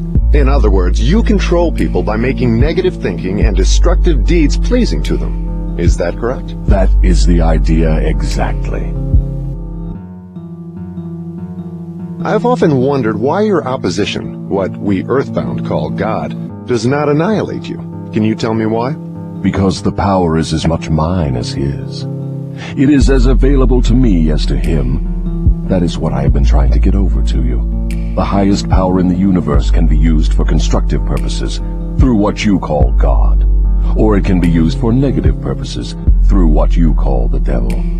And something more important still, it can be used by any human being just as effectively as by God or the devil. You make a far-reaching claim. Can you prove your claim? Yes, but it would be better if you proved it for yourself. The devil's word is not worth much among your earthbound sinners. Neither is God's word. You fear the devil and refuse to trust your God. Therefore, you have but one source available through which you may appropriate the benefits of universal power, and that is by trusting and using your own power of thought. This is the direct road to the universal storehouse of infinite intelligence. There is no other road available to any human being. Why have we earthbound not found the road to infinite intelligence sooner? Because I have intercepted you and led you off the path by planting in your minds thoughts which destroy your power to use your minds constructively. I have made it attractive to you to use the power of infinite intelligence to attain negative ends through greed, avarice, lust, envy, and hatred. Remember, your mind attracts that which your mind dwells upon. To divert you away from my opposition, I had only to feed you on thoughts helpful to my cause. If I understand what you're saying, you're admitting that no human being need fear the devil or worry about how to flatter God. That is it precisely. This admission may put a crimp in my style, but I have the satisfaction of knowing it may also slow down my opposition by sending people direct to the source of all power. In other words, if you cannot control people through negative bribes or fear, then you wish to kick over the entire apple cart and show people how to go around God. Are you by any chance in politics too? Your technique seems frightfully familiar. Am I in politics? If I am not in politics, who do you believe starts depressions and forces people into wars? Surely you would not lay this at the door of my opposition. As I have already told you, I have allies in all walks of life to help me in connection with all human relationships. Why don't you take over the churches and use them outright in your cause? Do you think I am a fool? Who would keep alive the fear of the devil if I subdued the churches? Who would serve as a decoy to attract the attention of people while I manipulate their minds if I did not have some agency through which to sow the seeds of fear and doubt? The cleverest thing I do is to use the allies of my opposition to keep the fear of hell burning in the minds of people. As long as people fear something, no matter what, I will keep a grip on them. I'm beginning to see your scheme. You use the churches to plant the seed of fear and uncertainty and indefiniteness in the minds of people. These negative states of mind cause people to form the habit of drifting. This habit crystallizes into permanency through the law of hypnotic rhythm. Then the victim is helpless to help himself. Is that right? Hypnotic rhythm then is something to be watched and respected. A better way of stating the truth is that hypnotic rhythm is something to be studied, understood, and voluntarily applied to attain definite desired ends. If the force of hypnotic rhythm is not voluntarily applied to attain definite ends, may it be a great danger? Yes, and for the reason that it operates automatically. If it is not consciously applied to attain a desired end, it can, and it will, operate to attain undesired ends. Take the simple illustration of climate, for example. Anyone can see and understand that nature forces every living thing and every element of matter to adjust itself to her climates. In the tropics, she creates trees which bear fruit and reproduce themselves. She forces the trees to adjust themselves to her scorching sun. She forces them to put out leaves suitable for protection against the rays of the sun. These same trees could not survive if removed to the Arctic regions, where nature has established an entirely different climate. In the colder climate, she creates trees which are adjusted to survive and to reproduce themselves, but they could not survive if transplanted in the tropical regions. In the same manner, nature clothes her animals, giving to those in each different climate a covering suited to their comfort and survival in that climate. In a similar manner, nature forces upon the minds of men the influences of their environment, which are stronger than the individual's own thoughts.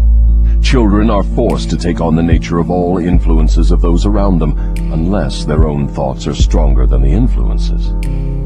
Nature sets up a definite rhythm for every environment, and everything within the range of that rhythm is forced to conform to it. Man alone has the power to establish his own rhythm of thought, providing he exercises this privilege before hypnotic rhythm has forced upon him the influences of his environment. Every home, every place of business, every town and village, and every street and community center has its own definite, discernible rhythm. If you wish to know what a difference there is in the rhythms of streets, take a walk up Fifth Avenue in New York, and then down a street in the slums. All forms of rhythm become permanent with time. Does each individual have his own rhythm of thought? Yes. That is precisely the major difference between individuals. The person who thinks in terms of power, success, opulence, sets up a rhythm which attracts these desirable possessions. The person who thinks in terms of misery, failure, defeat, discouragement, and poverty attracts these undesirable influences. This explains why both success and failure are the result of habit. Habit establishes one's rhythm of thought, and that rhythm attracts the object of one's dominating thoughts. Hypnotic rhythm is something resembling a magnet which attracts things for which it has a magnetic affinity. Is that correct? Yes, that is correct. That is why the poverty-stricken herd themselves into the same communities. It explains that old saying, misery loves company. It also explains why people who begin to succeed in any undertaking find that success multiplies with less effort as time goes on. All successful people use hypnotic rhythm, either consciously or unconsciously, by expecting and demanding success. The demand becomes a habit, hypnotic rhythm takes over the habit, and the law of harmonious attraction translates it into its physical equivalent. In other words, if I know what I want from life, demand it, and back my demand by a willingness to pay life's price for what I want, and refuse to accept any substitutes, the law of hypnotic rhythm takes over my desire and helps, by natural and logical means, to transmute it into its physical counterpart. Is that true? That describes the way the law works. Science has established irrefutable evidence that people are what they are because of heredity and environment. They bring over with them at birth a combination of all the physical qualities of all their numberless ancestors.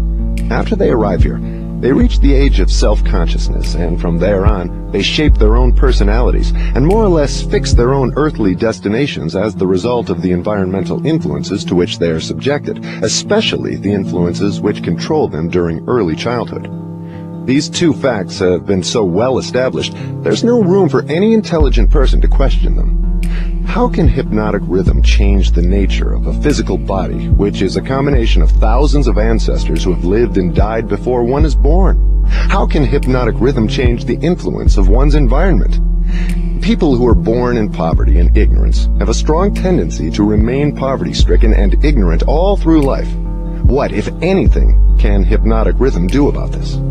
Hypnotic rhythm cannot change the nature of the physical body one inherits at birth, but it can and it does modify change, control and make permanent one's environmental influences.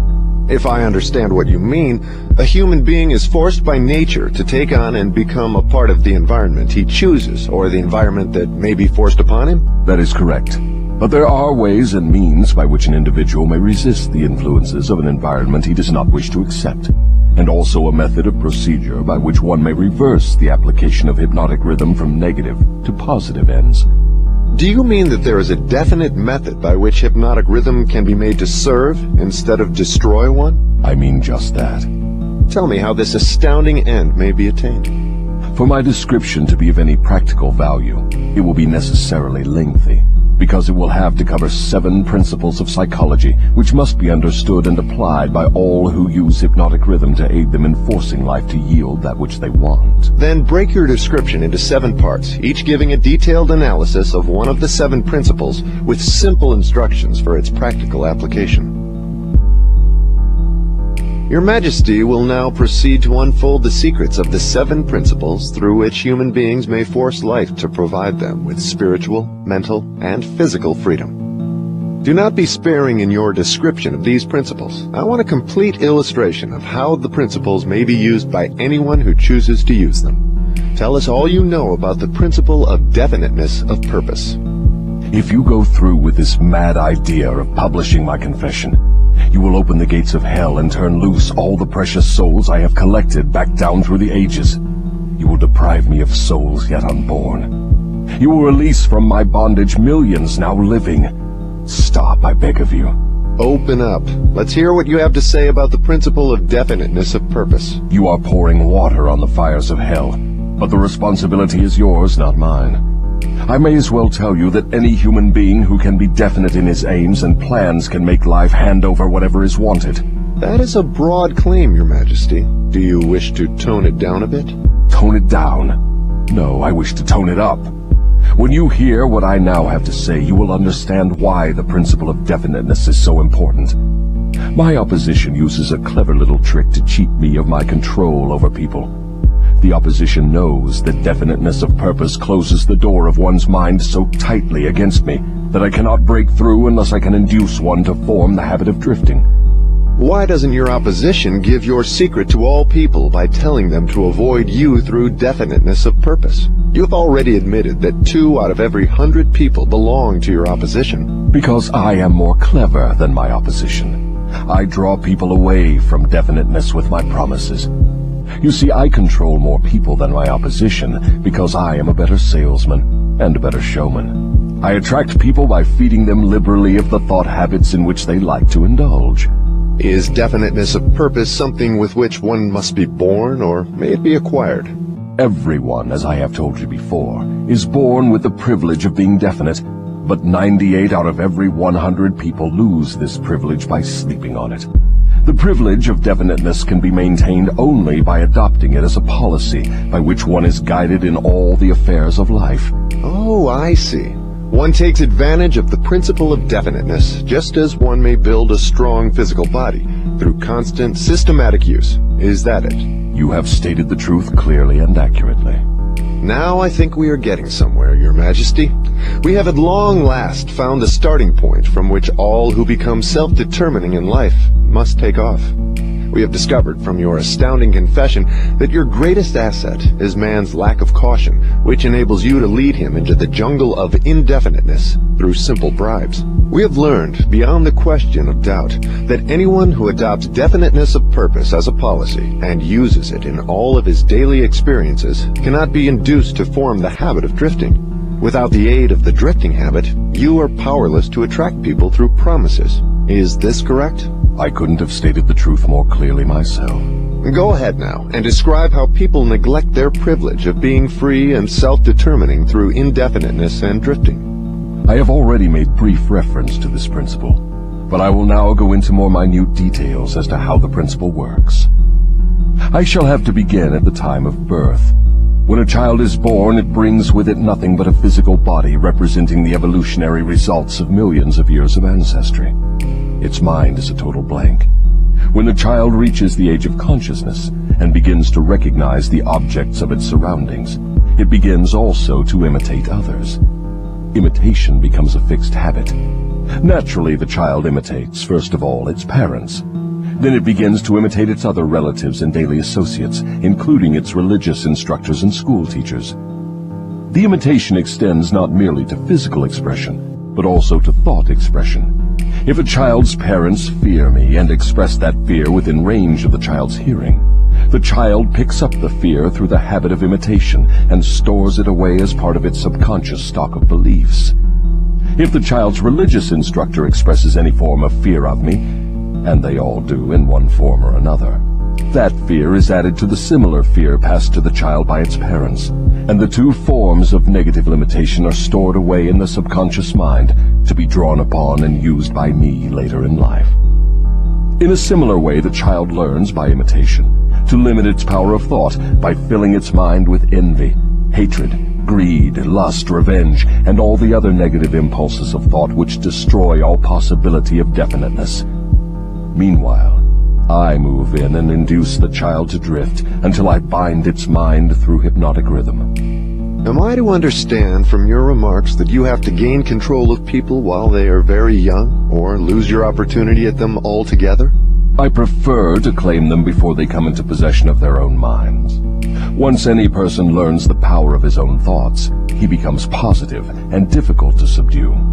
As a matter of fact, I cannot control any human being who discovers and uses the principle of definiteness. Is the habit of definiteness a permanent protection against your control? No, not by any means. Definiteness closes the door of one's mind to me only as long as that person follows the principle as a matter of policy. Once any person hesitates, procrastinates, or becomes indefinite about anything, he is just one step removed from my control. What has definiteness to do with one's material circumstances? I want to know if one may acquire power through definiteness of purpose without inviting destruction through the law of compensation. Your question limits my illustrations because there are so few people in the world who understand, and there have been so few in the past who understood, how to use definiteness of purpose without attracting to themselves the negative application of the law of compensation. Here you are forcing me to disclose one of my most prized tricks. I am bound to tell you that I eventually reclaim for my cause all who escape me temporarily through definiteness of purpose. The reclamation is made by filling the mind with greed for power and the love of egotistical expression, until the individual falls into the habit of violating the rights of others. Then I step in with the law of compensation and reclaim my victim. So I see from your admission that definiteness of purpose may be dangerous in proportion to its possibility as a power. Is that true? Yes. And what is more important, every principle of good carries with it the seed of an equivalent danger. That is hard to believe. What danger, for example, can there be in the habit of love of truth? The danger lies in the word habit. All habits, save only that of the love of definiteness of purpose, may lead to the habit of drifting. Love for truth, unless it assumes the proportion of definite pursuit of truth, may become similar to all other good intentions. You know, of course, what I do with good intentions. Is love for one's relatives also dangerous? The love for anything or anyone, save only the love of definiteness of purpose, may become dangerous. Love is a state of mind which beclouds reason, saps willpower, and blinds one to facts and truth. Everyone who becomes self-determining and gains spiritual freedom to think his own thoughts must examine carefully every emotion that seems even remotely related to love. You may be surprised to know that love is one of my most effective baits. With it I lead into the habit of drifting those whom I could attract with nothing else. That is why I have placed it at the head of my list of bribes. Show me what any person loves most, and I will have my cue as to how that person can be induced to drift until I bind him with hypnotic rhythm. Love and fear combine to give me the most effective weapons with which I induce people to drift. One is as helpful to me as the other. Both have the effect of causing people to neglect to develop definiteness in the use of their own minds. Give me control over a person's fears and tell me what he loves most, and you may as well mark that person down as my slave. Both love and fear are emotional forces of such stupendous potency that either may completely set aside the power of will and the power of reason. Without will and reason, there is nothing left to support definiteness of purpose.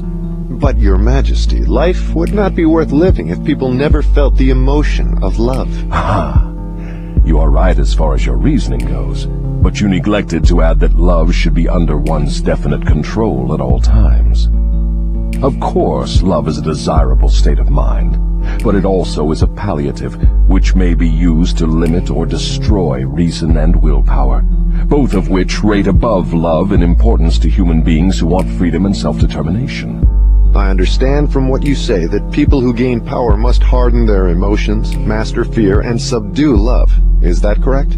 People who gain and maintain power must become definite in all their thoughts and all their deeds. If that is what you call hard, then they must become hard. Let us look into the sources of advantage of definiteness in the everyday affairs of life. Which is more apt to succeed, a weak plan applied with definiteness, or a sound, strong plan indefinitely applied? Weak plans have a way of becoming strong if definitely applied. You mean that any plan definitely put into continuous action in pursuit of a definite purpose may be successful, even if it is not the best plan? Yes, I mean just that. Definiteness of purpose plus definiteness of plan by which the purpose is to be achieved generally succeeds, no matter how weak the plan may be. The major difference between a sound and an unsound plan is that the sound plan, if definitely applied, may be carried out more quickly than an unsound plan. In other words, if one cannot be always right, one can and should be always definite. Is that what you were trying to get across to me? That is the idea. People who are definite in both their plans and their purposes never accept temporary defeat as being more than an urge to greater effort. You can see for yourself that this sort of policy is bound to win if it is followed with definiteness. Can a person who moves with definiteness of both plan and purpose be always sure of success? No. The best of plans sometimes misfire. But the person who moves with definiteness recognizes the difference between temporary defeat and failure. When plans fail, he substitutes others, but he does not change his purpose. He perseveres. Eventually, he finds a plan that succeeds. Will a plan based upon immoral or unjust ends succeed as quickly as one motivated by a keen sense of justice and morality? Through the operation of the law of compensation, everyone reaps that which he sows. Plans based on unjust or immoral motives may bring temporary success, but enduring success must take into consideration the fourth dimension, time. Time is the enemy of immorality and injustice. It is the friend of justice and morality. Failure to recognize this fact has been responsible for the crime wave among the youths of the world. The youthful, inexperienced mind is apt to mistake temporary success for permanency. The youth often makes the mistake of coveting the temporary gains of immoral, unjust plans, but neglects to look ahead and observe the penalties which follow as definitely as night follows day. This is pretty deep stuff, Your Majesty. Let us get back to the discussion of lighter and more concrete subjects that are likely to interest the majority of people. I'm interested in discussing the things that make people happy and miserable, rich and poor, sick and healthy. In brief, I'm interested in everything that can be used by human beings to make life pay satisfactory dividends in return for the effort that one puts into the business of living. Very well, let us be definite. You have my idea. Your Majesty has a tendency to stray off into abstract details which most people can neither understand nor use in the solution of their problems. Could that by any chance be a definite plan of yours to answer my questions with indefinite answers? If that is your plan, it is a slick trick, but it will not work. Go ahead now and tell me something more of the miseries and failures of human beings growing directly out of indefiniteness. Why not permit me to tell you more of the pleasures and successes of people who understand and apply the principle of definiteness? I observe that sometimes people with definiteness of plan and purpose get what they ask from life, only to find after they get it that they do not want it. What then? Generally, one can get rid of whatever is not wanted by application of the same principle of definiteness with which the thing was acquired. A life that is lived with fullness of peace of mind, contentment, and happiness always divests itself of everything it does not want. Anyone who submits to annoyance by things he does not want is not definite. He is a drifter. What about married people who cease to want each other? Should they separate? Or is it true that all marriages are made in heaven, and the contracting parties are, therefore, forever bound by their bargain, even though it may prove to be a poor one for both? First, let me correct that old saying that all marriages are made in heaven. I know of some which were made on my side of the fence. Minds which do not harmonize should never be forced to remain together in marriage or any other relationship. Friction and all forms of discord between minds lead inevitably to the habit of drifting, and of course to indefiniteness. Aren't people sometimes bound to others by a relationship of duty, which renders it impractical for them to take from life what they want most? Duty is one of the most abused and misunderstood words in existence. The first duty of every human being is to himself. Every person owes himself the duty of finding how to live a full and happy life. Beyond this, if one has time and energy, not needed in the fulfillment of his own desires, one may assume responsibility for helping others. Isn't that a selfish attitude? And isn't selfishness one of the causes of failure to find happiness? I stand by my statement that there is no higher duty than that which one owes himself. Doesn't a child owe something in the way of duty to its parents, who gave it life and sustenance during its periods of helplessness? Not at all. It is just the other way around. Parents owe their children everything they can give them in the way of knowledge. Beyond that, parents often spoil instead of helping their offspring by a false sense of duty, which prompts them to indulge their children instead of forcing them to seek and gain knowledge at first hand. I see what you mean. Your theory is that too much help thrust upon the youth encourages him to drift and become indefinite in all things. You believe that necessity is a teacher of great sagacity, that defeat carries with it an equivalent virtue, that unearned gifts of every nature may become a curse instead of a blessing. Is that correct? You have stated my philosophy perfectly. My belief is not theory, it is fact. Then you do not advocate prayer as a means of gaining desirable ends. On the contrary, I do advocate prayer, but not the sort of prayer that consists of empty, begging, meaningless words. The sort of prayer against which I am helpless is the prayer of definiteness of purpose. I never thought of definiteness of purpose as being a prayer. How can it be? Definiteness is in effect the only sort of prayer upon which one can rely. It places one in the way of using hypnotic rhythm to attain definite ends, by the mere act of appropriating it from the great universal storehouse of infinite intelligence. The appropriation, in case you are interested, takes place through definiteness of purpose, persistently pursued. Why do the majority of prayers fail? They don't. All prayers bring that for which one prays. But you just said that definiteness of purpose is the only sort of prayer upon which one can rely. Now you say that all prayers bring results. What do you mean? There is nothing inconsistent about it. The majority of people who pray go to prayer only after everything else fails them. Naturally, they go with their minds filled with fear that the prayers will not be answered. Well, their fears are realized. The person who goes to prayer with definiteness of purpose and faith in the attainment of that purpose puts into motion the laws of nature, which transmute one's dominating desires into their physical equivalent.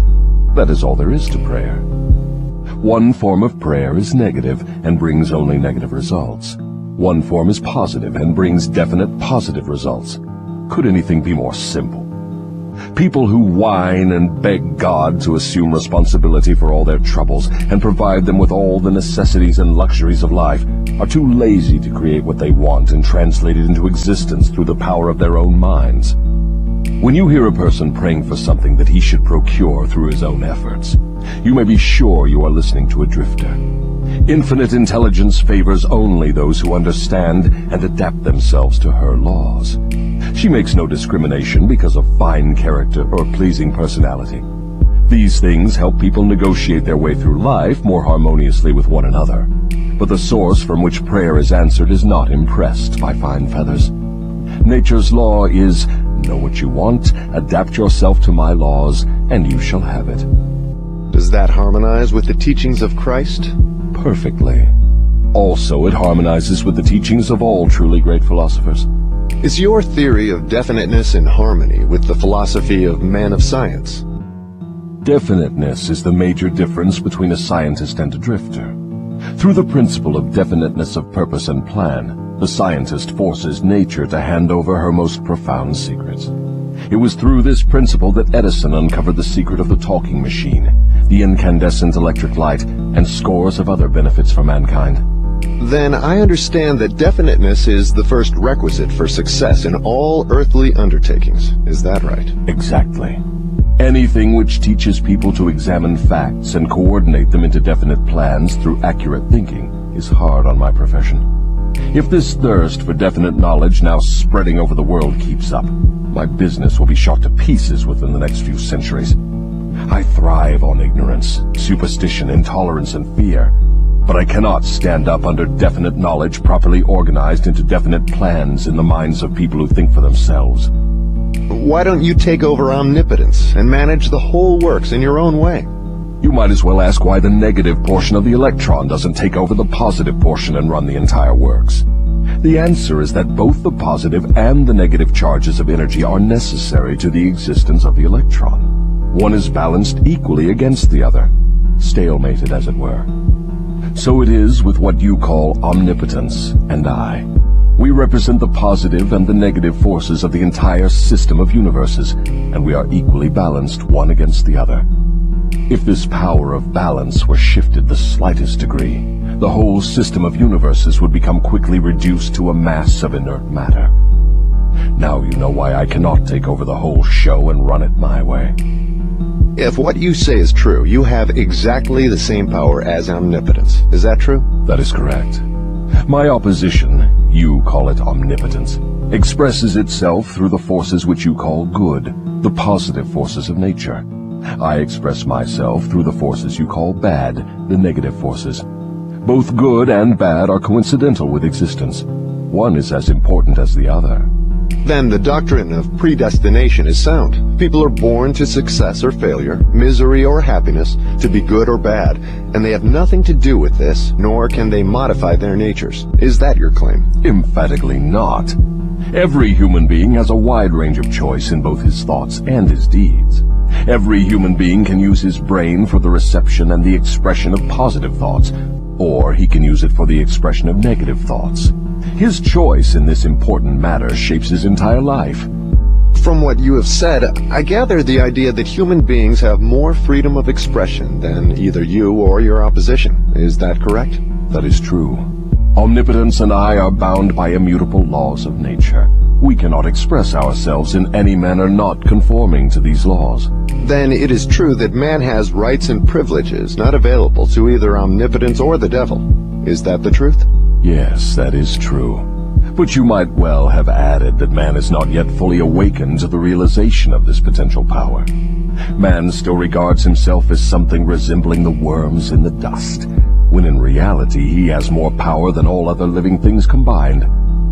Definiteness of purpose seems to be a panacea for all evils of man. Not that, perhaps, but you may be sure no one ever will become self-determining without it.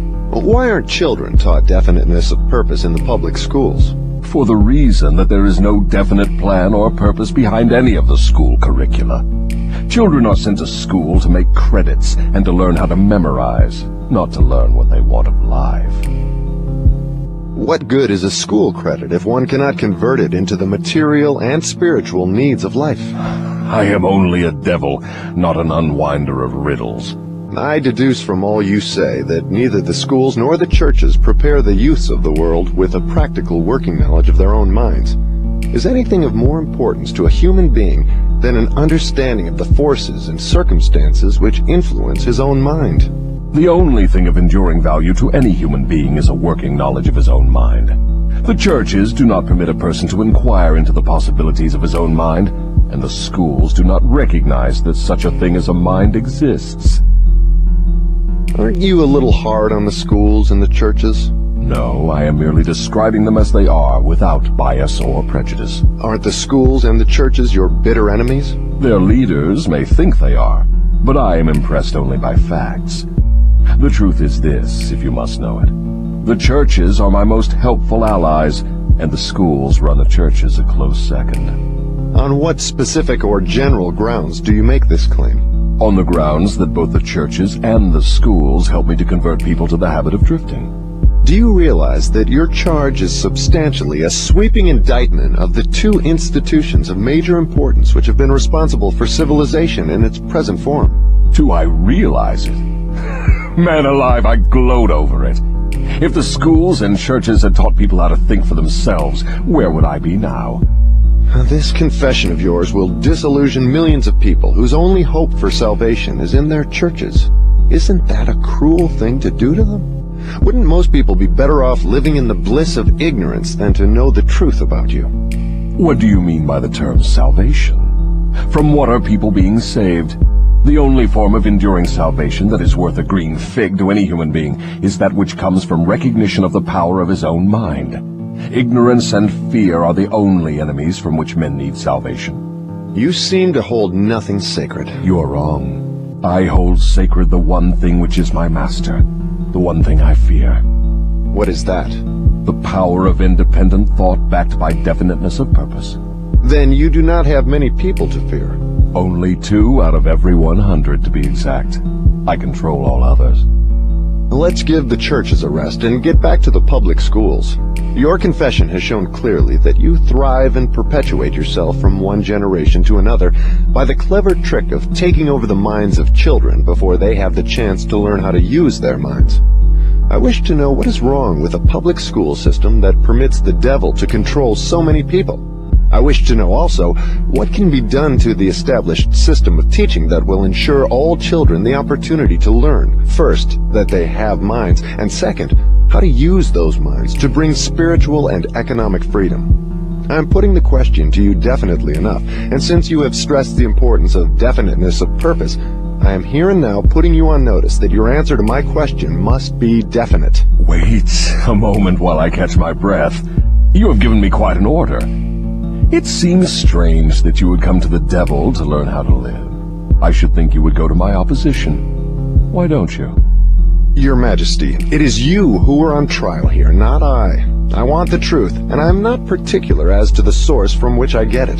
There is something radically wrong with the system of education that has given us a balance sheet with life that shows us hopelessly in the red and groping for the road to self-determination as if we were so many animals lost in the jungle.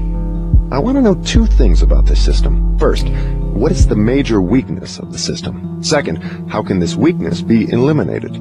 The floor is yours again. Please, stick to the question and stop trying to decoy me into the discussion of deep abstract subjects. That's definite, is it not? You leave me no choice but that of direct answer. To begin with, the public school system approaches the subject of education from the wrong angle.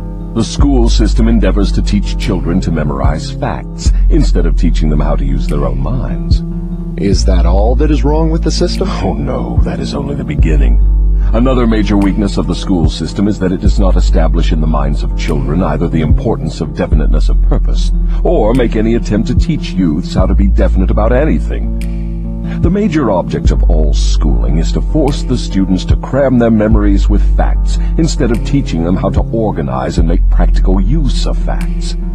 This cramming system centers the attention of students on the accumulation of credits, but overlooks the important question of how to use knowledge in the practical affairs of life. This system turns out graduates whose names are inscribed upon parchment certificates, but whose minds are empty of self-determination. The school system got off to a bad start at the beginning. The schools began as institutions of higher learning, operated entirely for the select few whose wealth and family entitled them to education. Thus, the entire school system was evolved by beginning at the top and working back down to the bottom. It is no wonder the system neglects to teach children the importance of definiteness of purpose, when the system itself has literally evolved through indefiniteness. What would correct this weakness of the public school system? Let's not complain of the weakness of the system unless we are prepared to offer a practical remedy with which it can be corrected. In other words, while we are discussing the importance of definiteness of plan and purpose, let us take our own medicine and be definite. Why don't you lay off the schools and churches and save yourself plenty of trouble? Don't you know that you are poking your nose into the affairs of the two forces that control the world? Suppose you do show up the schools and the churches as being weak and inadequate for the needs of human beings. What then? With what are you going to replace these two institutions? Stop trying to evade my questions by the old trick of asking a counter-question. I do not propose to replace the schools and churches, but I do propose to find out, if I can, how these organized forces can be modified so that they will serve people instead of keeping them in ignorance. Go ahead now and give me a detailed catalog of all the changes in the public school system which would improve it. So you want the entire catalog, do you? Do you want the suggested changes in the order of their importance? Describe the changes needed just as they come to you. You are forcing me to commit an act of treason against myself, but here it is. Reverse the present system by giving children the privilege of leading in their schoolwork instead of following orthodox rules designed only to impart abstract knowledge. Let instructors serve as students, and let the students serve as instructors. As far as possible, organize all schoolwork into definite methods through which the student can learn by doing, and direct the classwork so that every student engages in some form of practical labor connected with the daily problems of life. Ideas are the beginning of all human achievement. Teach all students how to recognize practical ideas that may be of benefit in helping them acquire whatever they demand of life. Teach the students how to budget and use time. And above all, teach the truth that time is the greatest asset available to human beings, and the cheapest. Teach the student the basic motives by which all people are influenced, and show how to use these motives in acquiring the necessities and the luxuries of life. Teach children what to eat, how much to eat, and what is the relationship between proper eating and sound health.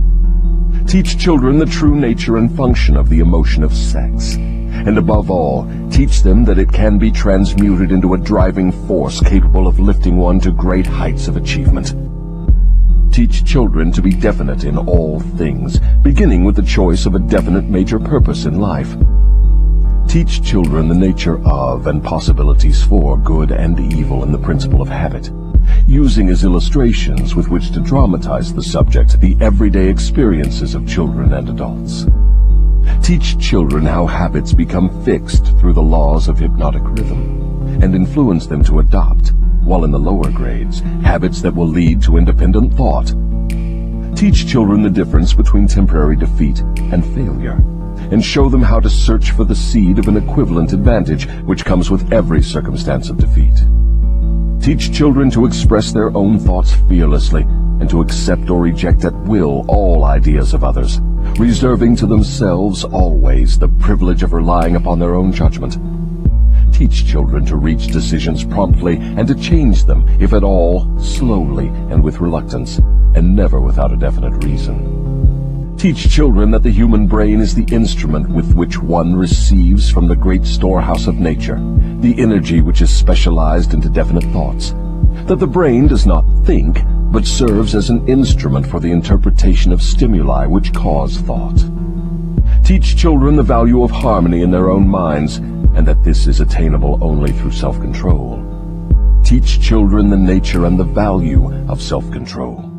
Teach children that there is a law of increasing returns which can be and should be put into operation as a matter of habit, by rendering always more service and better service than is expected of them. Teach children the true nature of the Golden Rule, and above all show them that through the operation of this principle, everything they do to and for another, they also do to and for themselves. Teach children not to have opinions unless they are formed from facts, or beliefs which may reasonably be accepted as facts. Teach children that cigarettes, liquor, narcotics, and overindulgence in sex destroy the power of will and lead to the habit of drifting. Do not forbid these evils, just explain them. Teach children the danger of believing anything merely because their parents, religious instructors, or someone else says it is so. Teach children to face facts, whether they are pleasant or unpleasant, without resorting to subterfuge or offering alibis. Teach children to encourage the use of their sixth sense, through which ideas present themselves in their minds from unknown sources, and to examine all such ideas carefully.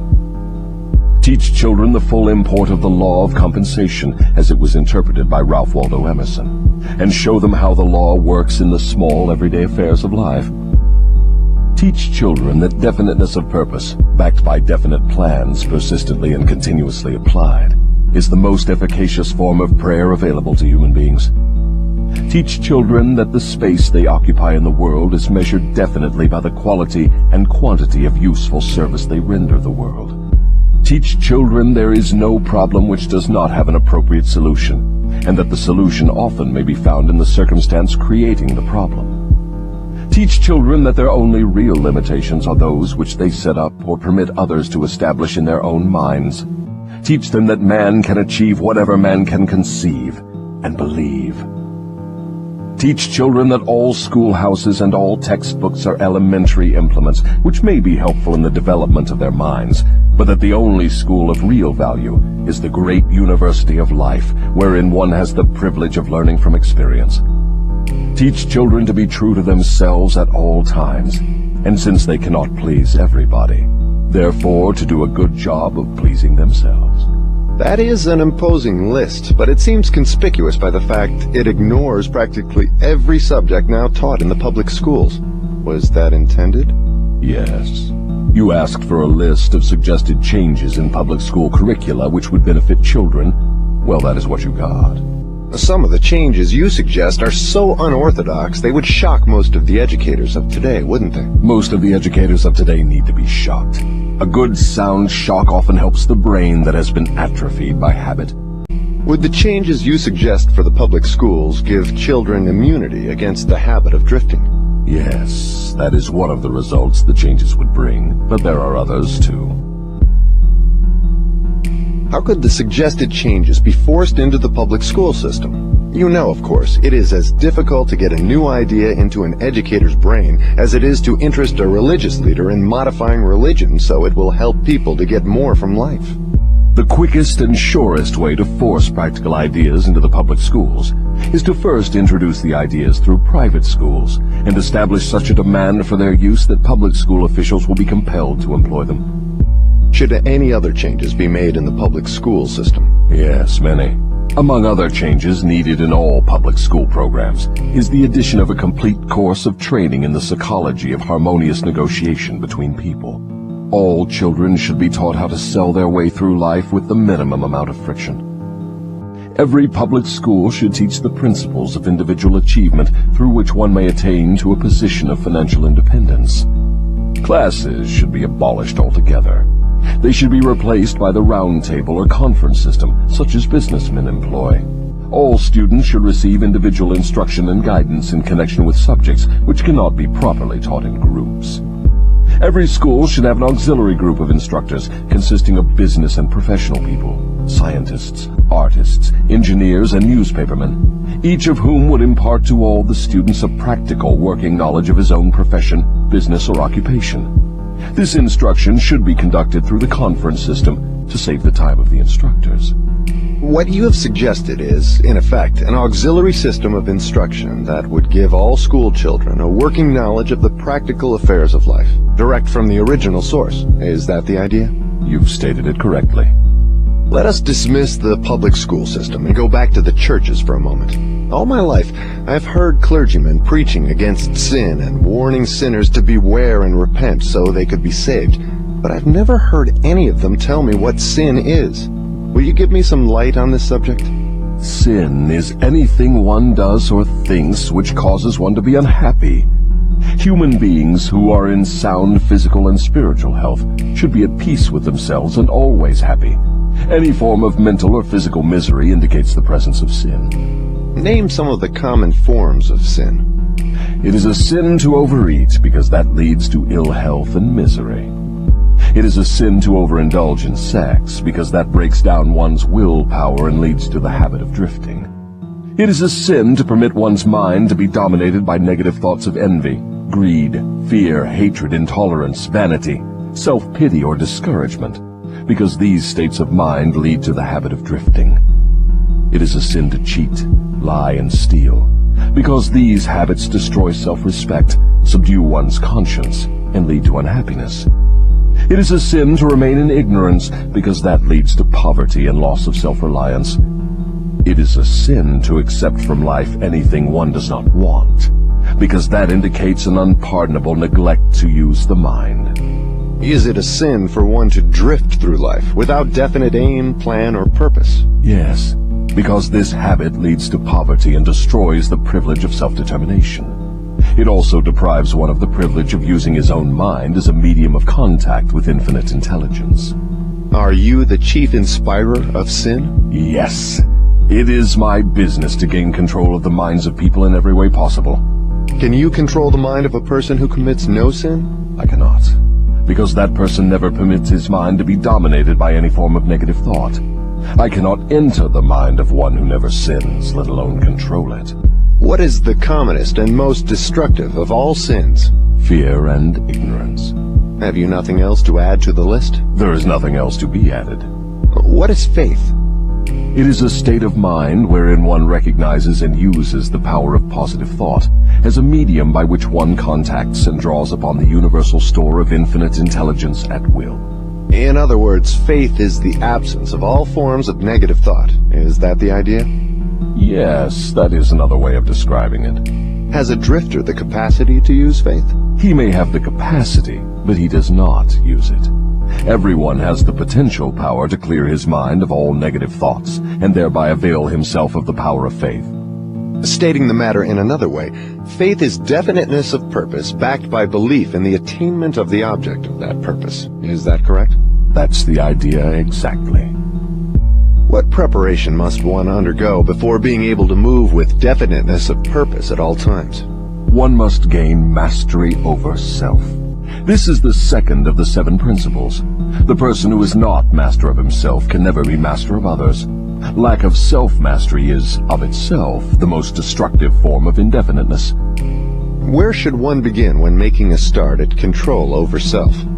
By mastering the 3 appetites responsible for most of one's lack of self-discipline. The 3 appetites are 1. The desire for food, 2. The desire for expression of sex, 3. The desire to express loosely organized opinions.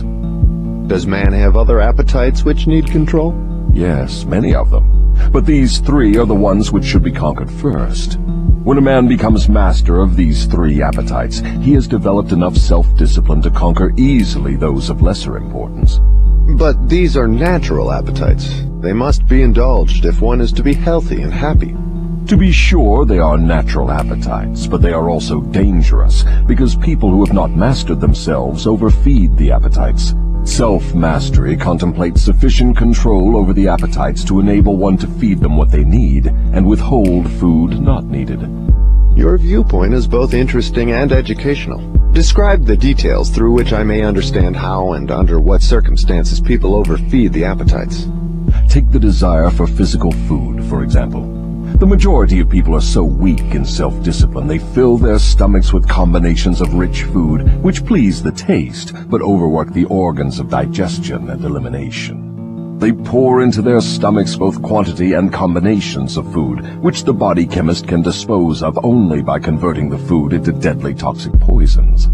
These poisons clog and stagnate the body's sewer system until it slows down in its work of elimination of waste matter. After a while, the sewer system stops working altogether, and the victim has what he calls constipation. By that time, he is ready for the hospital.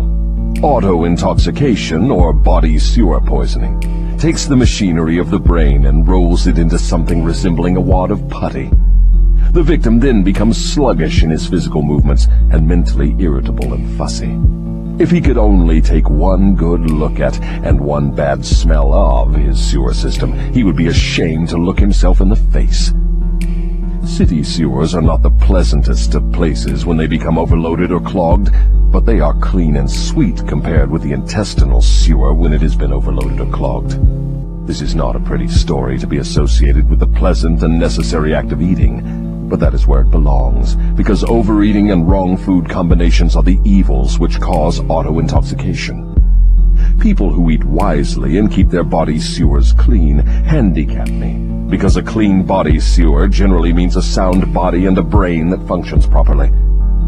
Imagine, if your imagination can be stretched that far, how any human being could move with definiteness of purpose with his body sewer filled with enough poison to kill 100 people if it were injected into their bloodstream directly. And all this trouble is the result of lack of control over the physical appetite for food. Well, if you wish to be absolutely correct, you should say that improper eating is responsible for the majority of the ills of the body, and practically all headaches. If you want proof of this, select 100 people suffering with headaches and give each of them a thorough washing out of their body sewer systems with a high enema. And observe that no fewer than 95 of the headaches will disappear within a few minutes after the sewers have been cleaned. From all you say about the intestinal tract, I gather the impression that mastery over the physical appetite for food means also mastery over the habit of neglecting to keep the intestines clean. Yes, that is true. It is just as important to eliminate the waste matter of the body and the unused portions of food as it is to take the right amount and the correct combinations of food. I never thought of auto-intoxication as being one of your devices of control over people, and I am utterly shocked to know how many people are victims of this subtle enemy. Let's hear what you have to say of the other two appetites. Well, take the desire for sex expression. Now there is a force with which I master the weak and the strong, the old and the young, the ignorant and the wise. In fact, I master all who neglect to master sex. How can one master the emotion of sex? By the simple process of transmuting that emotion into some form of activity other than copulation. Sex is one of the greatest of all forces which motivate human beings. Because of this fact, it is also one of the most dangerous forces. If humans would control their sex desires and transmute them into a driving force with which to carry on their occupation, that is, if they spent on their work 1/2 the time they dissipate in pursuit of sex, they would never know poverty. Do I understand you to imply there is a relationship between sex and poverty? Yes, where sex is not under definite control. If allowed to run its natural course, sex will quickly lead one into the habit of drifting. Is there any relationship between sex and leadership? Yes. All great leaders in every walk of life are highly sexed, but they follow the habit of controlling their sex desires, switching them into a driving force behind their occupation. Is the habit of overindulgence in sex as dangerous as the habit of taking narcotics or liquor? There is no difference between these habits. Both lead to hypnotic control through the habit of drifting. Why does the world look upon sex as something vulgar? Because of the vulgar abuse people have made of this emotion. It is not sex that is vulgar. It is the individual who neglects or refuses to control and guide it. Do you mean by your statement that one should not indulge the desire for sex? No. I mean that sex, like all other forces available to man, should be understood, mastered, and made to serve man. The desire for sex expression is as natural as the desire for food. The desire can no more be killed than one can entirely stop a river from flowing. If the emotion of sex is shut off from the natural mode of expression, it will break out in some other, less desirable form, just as a river will, if dammed, break through and flow around the dam. The person who has self-discipline understands the emotion of sex, respects it, and learns to control and transmute it into constructive activities. Just what damage is there in overindulgence of sex? The greatest damage is that it depletes the source of man's greatest driving force and wastes, without adequate compensation, man's creative energy. It dissipates energy needed by nature to maintain physical health. Sex is nature's most useful therapeutic force. It depletes the magnetic energy which is the source of an attractive, pleasing personality. It removes the sparkle from one's eyes and sets up discord in the tone of one's voice. It destroys enthusiasm, subdues ambition, and leads inevitably to the habit of drifting on all subjects. I would like for you to answer my question in another way by telling me what beneficial ends the emotion of sex may be made to attain if mastered and transmuted. Controlled sex supplies the magnetic force that attracts people to one another. It is the most important factor of a pleasing personality. It gives quality to the tone of voice and enables one to convey through the voice any feeling desired. It serves as nothing else can serve to give motive power to one's desires. It keeps the nervous system charged with the energy needed to carry on the work of maintaining the body. It sharpens the imagination and enables one to create useful ideas. It gives quickness and definiteness to one's physical and mental movements. It gives one persistence and perseverance in the pursuit of one's major purpose in life. It is a great antidote for all fear. It gives one immunity against discouragement. It helps to master laziness and procrastination. It gives one physical and mental endurance while undergoing any form of opposition or defeat. It gives one the fighting qualities necessary under all circumstances for self-defense. In brief, it makes winners and not quitters. Are those all the advantages you claim for controlled sex energy? No, they are only some of the more important benefits it provides. Perhaps some will believe the greatest of all the virtues of sex is that it is nature's method of perpetuation of all living things. This alone should remove all thought that sex is vulgar. I gather from what you say that the emotion of sex is a virtue, not a fault. It is a virtue when controlled and directed to the attainment of desirable ends. It is a fault when neglected and permitted to lead to acts of lust. Why aren't these truths taught to children by their parents in the public schools? The neglect is due to ignorance of the real nature of sex. It is just as necessary in maintaining health for one to understand and properly use the emotion of sex as it is to keep the body's sewer system clean. Both subjects should be taught in all public schools and all homes where there are children. Wouldn't the majority of parents need instruction on the proper function and use of sex before they could intelligently teach their children? Yes, and so would the public school teachers. What relative position of importance would you give to the need for accurate knowledge on the subject of sex? It is next to the top of the list. There is but one thing of greater importance to human beings. That is accurate thought. Do I understand you to say that knowledge of the true functions of sex and ability to think accurately are the two things of greatest importance to mankind? That is what I intend you to understand. Accurate thinking comes first because it is the solution to all man's problems, the answer to all his prayers, the source of opulence and all material possessions. Accurate thinking is aided by properly controlled and directed sex emotion, because sex emotion is the same energy as that with which one thinks. It begins with those who desire self-determination sufficiently to be willing to pay its price. No one can be entirely free, spiritually, mentally, physically, and economically, without learning the art of accurate thinking. No one can learn to think accurately without including, as a part of the needed knowledge, information on the control of sex emotion through transmutation.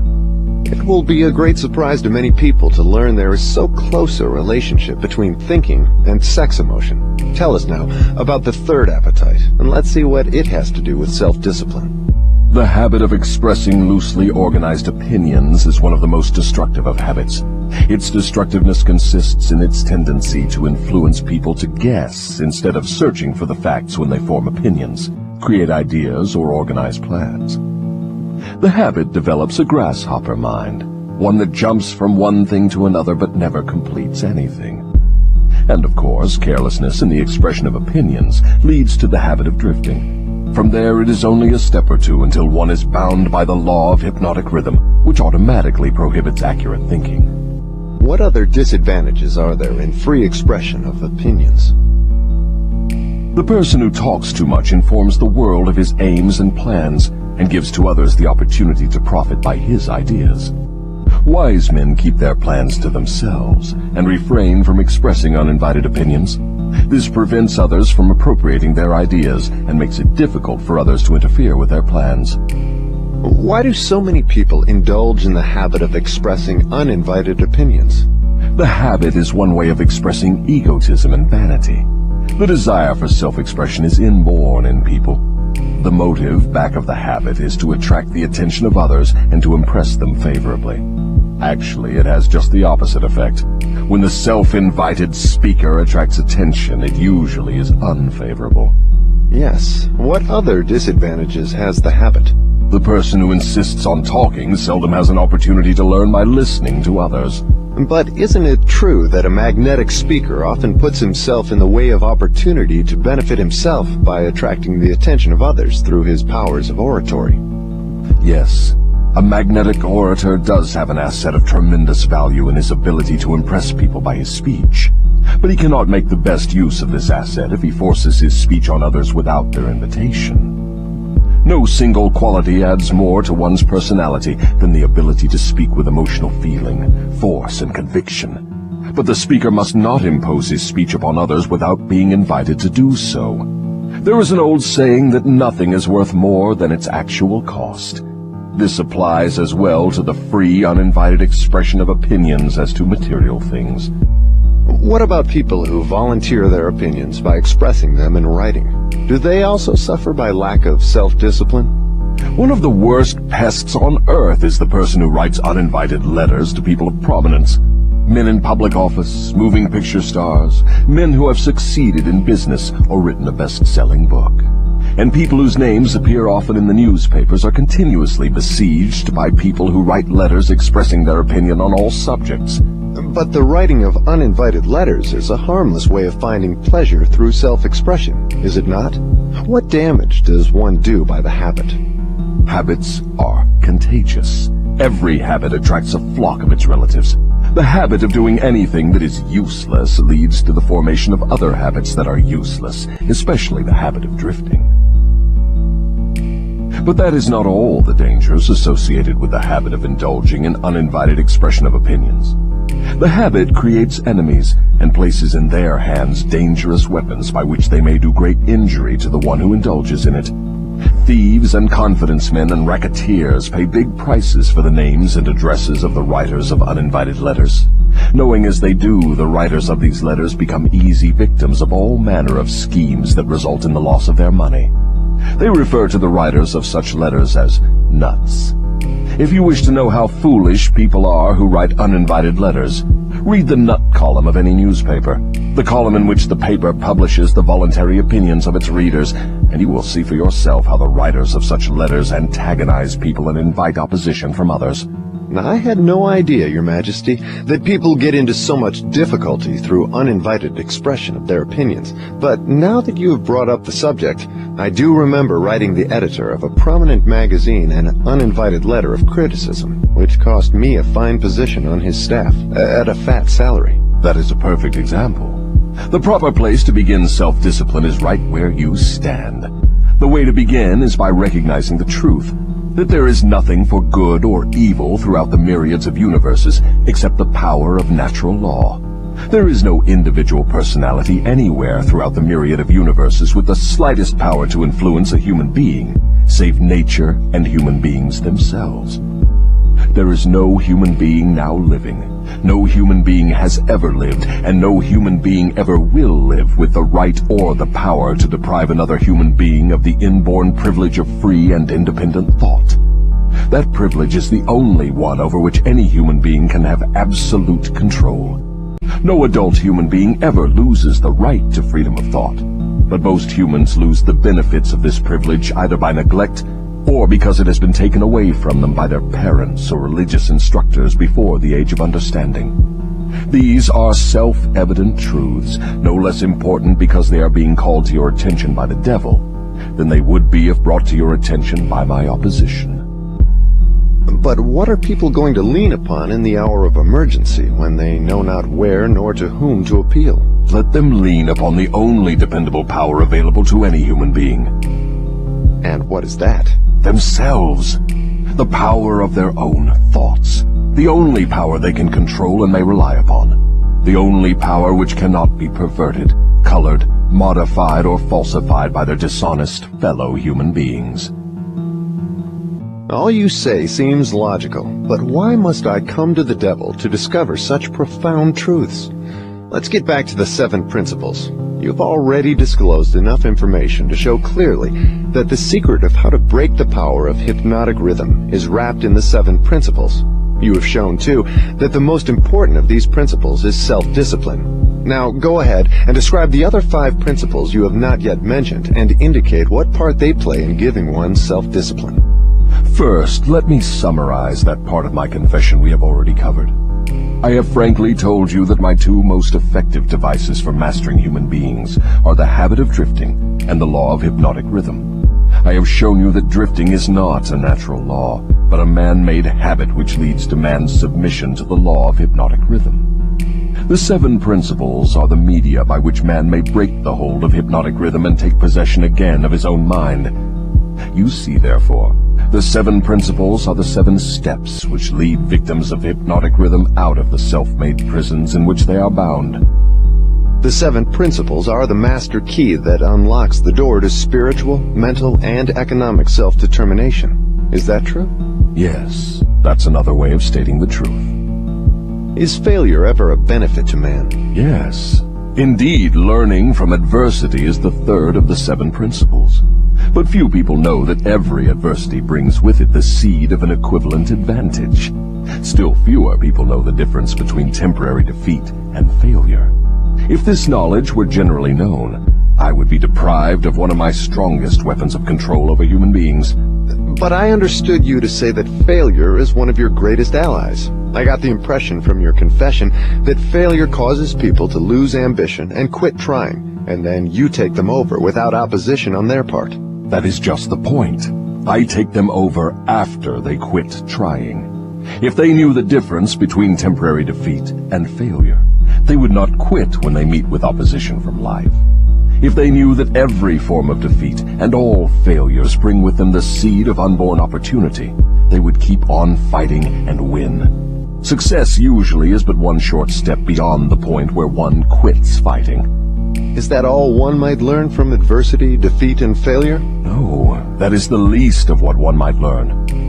I hate to tell you this, but failure often serves as a blessing in disguise because it breaks the grip of hypnotic rhythm and frees the mind for a fresh start. Now we are getting somewhere. So, you have confessed at long last that even nature's law of hypnotic rhythm can be and often is annulled by nature herself. Is that correct? No.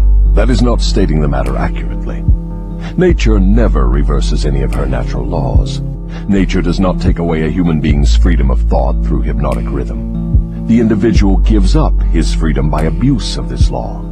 If a man jumped from a tree and was killed by the sudden impact of his body with the earth through the law of gravity, you wouldn't say nature murdered him, would you? You would say the man neglected to relate himself properly to the law of gravity. I'm beginning to see. The law of hypnotic rhythm is capable of both negative and positive application. It may drag one down to slavery through loss of the privilege of freedom of thought, or it may help one rise to great heights of achievement through the free use of thought, depending on how the individual relates himself to the law. Is that correct? Now you have it right. But what about failure? One does not fail intentionally with purpose aforethought. No one encourages temporary defeat. These are circumstances over which the individual often has no control whatsoever. How, then, can it be said that nature does not take away one's freedom of thought when failure destroys ambition, willpower, and the self-confidence essential to make a fresh start? Failure is a man-made circumstance. It is never real until it has been accepted by man as permanent. Stating it another way, Failure is a state of mind. Therefore, it is something an individual can control until he neglects to exercise this privilege. Nature does not force people to fail, but nature does impose her law of hypnotic rhythm upon all minds, and through this law gives permanency to the thoughts which dominate those minds. In other words, failure thoughts are taken over by the law of hypnotic rhythm and made permanent if the individual accepts any circumstances as being permanent failure. That same law just as readily takes over and makes permanent thoughts of success. What part, then, does failure play in helping an individual break the grip of hypnotic rhythm after that law has been fastened upon his mind? Failure brings a climax in which one has the privilege of clearing his mind of fear and making a new start in another direction. Failure proves conclusively that something is wrong with one's aims or the plans by which the object of these aims is sought. Failure is the dead end of the habit path one has been following, and when it is reached, it forces one to leave that path and take up another, thereby creating a new rhythm. But failure does more than this. It gives an individual an opportunity to test himself, wherein he may learn how much willpower he possesses. Failure also forces people to learn many truths they would never discover without it. Failure often leads an individual to an understanding of the power of self-discipline, without which no one could turn back after having once been the victim of hypnotic rhythm. Study the lives of all people who achieve outstanding success in any calling, and observe with profit that their success is usually an exact ratio to their experiences of defeat before succeeding. Is this all you have to say of the advantages of failure? No, I have barely begun. If you want the real significance of adversity, failure, defeat, and all other experiences which break up a human being's habits and force him to form new habits, watch nature at her work. Nature uses illness to break the physical rhythm of the body when the cells and organs become improperly related. She uses economic depressions to break the rhythm of mass thought when great numbers of people become improperly related, through business, social, and political activities. And she uses failure to break the rhythm of negative thought when an individual becomes improperly related to himself in his own mind. Observe carefully, and you will see that everywhere in nature there is always at work a natural law which gives eternal change to all matter, all energy, and to the power of thought. The only permanent thing in the universe is change. Eternal, inexorable change, through which every atom of matter and every unit of energy has the opportunity to properly relate itself to all other units of matter and energy. And every human being has the opportunity and the privilege of properly relating himself to all other human beings, no matter how many mistakes he makes, or how many times or in what ways he may be defeated.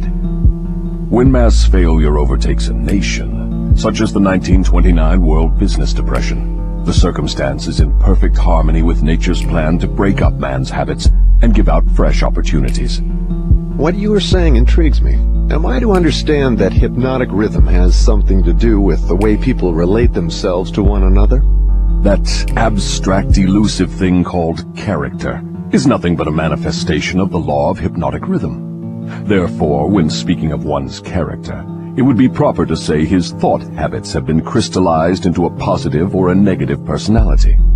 Through hypnotic rhythm, one is good or bad because of the knitting together of his thoughts and deeds through hypnotic rhythm. One is bound by poverty or blessed with abundance because his aims, plans, and desires, or lack of them, have been made permanent and real by hypnotic rhythm. Is that all you have to say of the connection between hypnotic rhythm and human relationships? No, I have just begun. Remember, while I am talking, I am speaking of the influence of hypnotic rhythm in connection with all human relationships. Men who succeed in business do so entirely because of the way they relate themselves to their associates and to others outside of the business. Professional men who succeed do so largely because of the manner in which they relate themselves to their clients. It is much more important for the lawyer to know people and to know the laws of nature than it is to know the law. And the doctor is a failure before he starts unless he knows how to relate himself to his patients so as to establish their faith in him.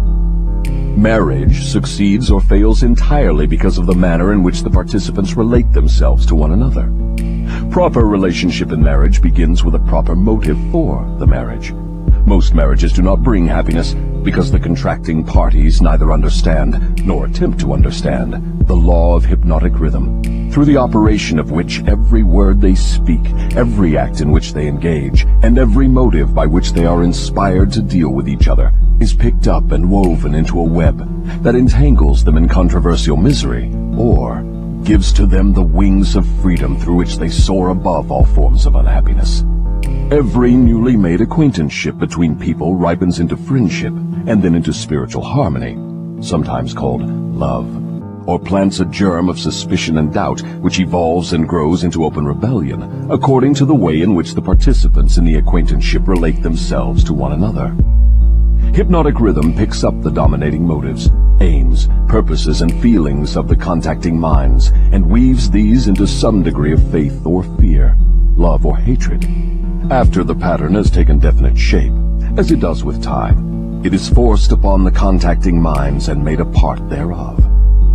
In this silent way does nature make permanent the dominating factors of every human relationship.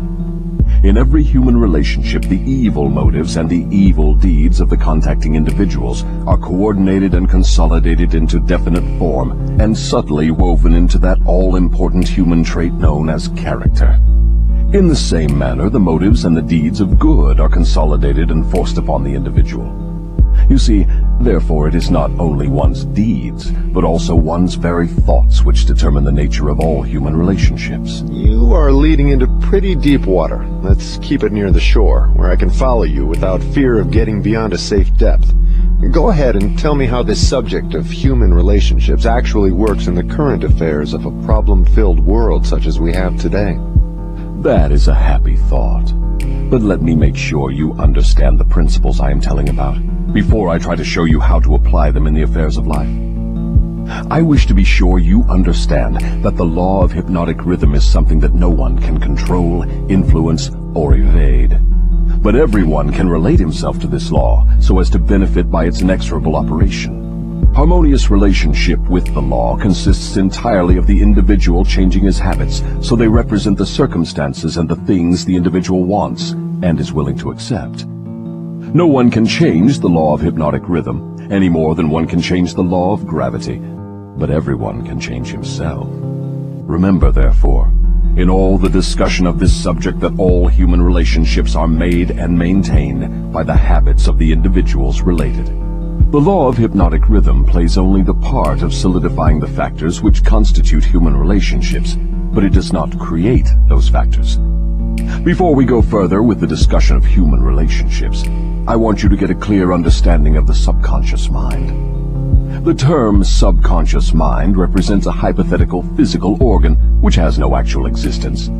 The mind of man consists of universal energy, some call it infinite intelligence, which the individual receives, appropriates, and organizes in definite thought forms through the network of intricate physical apparatus known as a brain. These thought forms are replicas of various stimuli which reach the brain through the 5 commonly known physical senses, and the 6th sense, which is not so well known. When any form of stimuli reaches the brain and takes the definite shape of thought, it is classified and stored away in a group of the brain cells known as the memory group. All thoughts of a similar nature are stored together, so that the bringing forth of one leads to easy contact with all its associates. The system is very similar to the modern office filing cabinet, and it is operated in a similar manner. The thought impressions with which one mixes the greatest amount of emotion or feeling are the dominating factors of the brain because they are always near the surface, at the top of the filing system, so to speak, where they spring into action voluntarily the moment an individual neglects to exercise self-discipline. These emotion-laden thoughts are so powerful, they often cause an individual to rush into action and indulge in deeds which have not been submitted to or approved by his reasoning faculty. These emotional outbursts usually destroy harmony in all human relationships.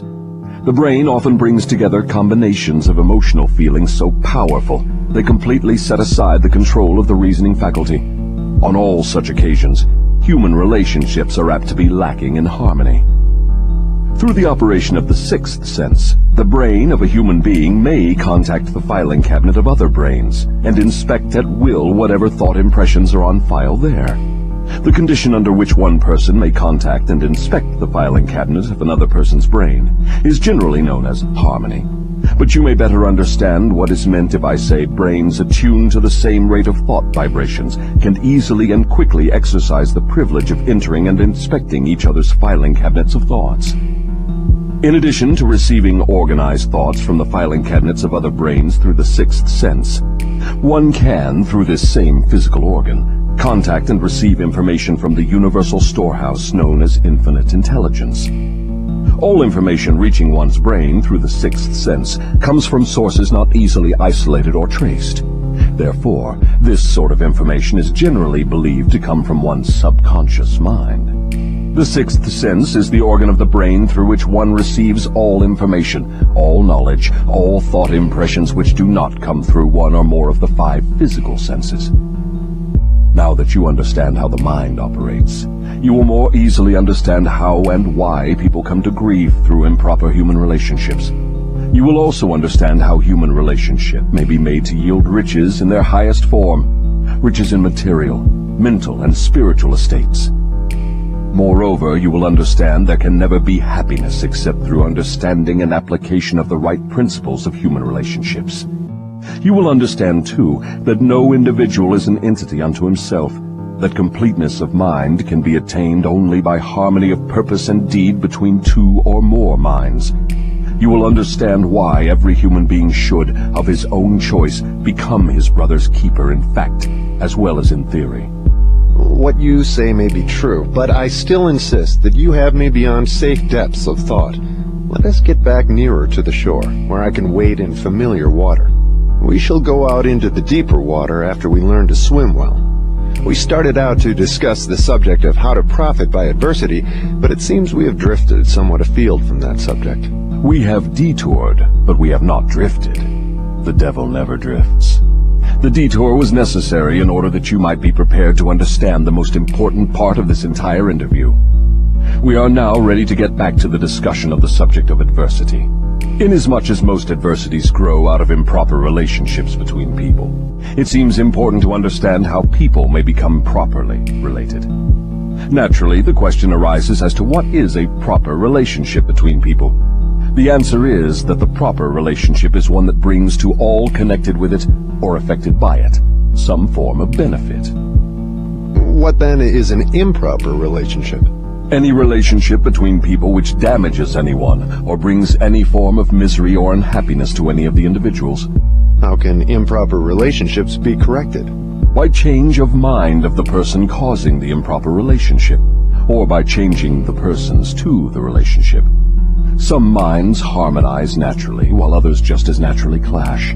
Successful human relationships, to endure as such, must be formed of minds that naturally harmonize, quite aside from the question of having common interests as a means of bringing them into harmony. When you speak of business leaders who succeed because they know how to pick men, you might more correctly say they succeed because they know how to associate minds which harmonize naturally. Knowing how to pick people successfully for any definite purpose in life is based upon ability to recognize the types of people whose minds naturally harmonize. Stay focused on adversity, if you will. If there are possible benefits to be found through adversity, name some of them. Adversity relieves people of vanity and egotism. It discourages selfishness by proving that no one can succeed without the cooperation of others. Adversity forces an individual to test his mental, physical, and spiritual strength. It thus brings him face to face with his weaknesses and gives him the opportunity to bridge them. Adversity forces one to seek ways and means to definite ends by meditation and introspective thought. This often leads to the discovery and use of the sixth sense through which one may communicate with infinite intelligence. Adversity forces one to recognize the need for intelligence not available except from sources outside of one's own mind. Adversity breaks old habits of thought and gives one an opportunity to form new habits. Therefore, it may serve to break the hold of hypnotic rhythm and change its operation from negative to positive ends. What is the greatest benefit one may receive through adversity? The greatest benefit of adversity is that it may, and generally does, force one to change one's thought habits, thus breaking and redirecting the force of hypnotic rhythm. In other words, failure always is a blessing when it forces one to acquire knowledge or to build habits that lead to the achievement of one's major purpose in life. Is that correct? Yes, and something more.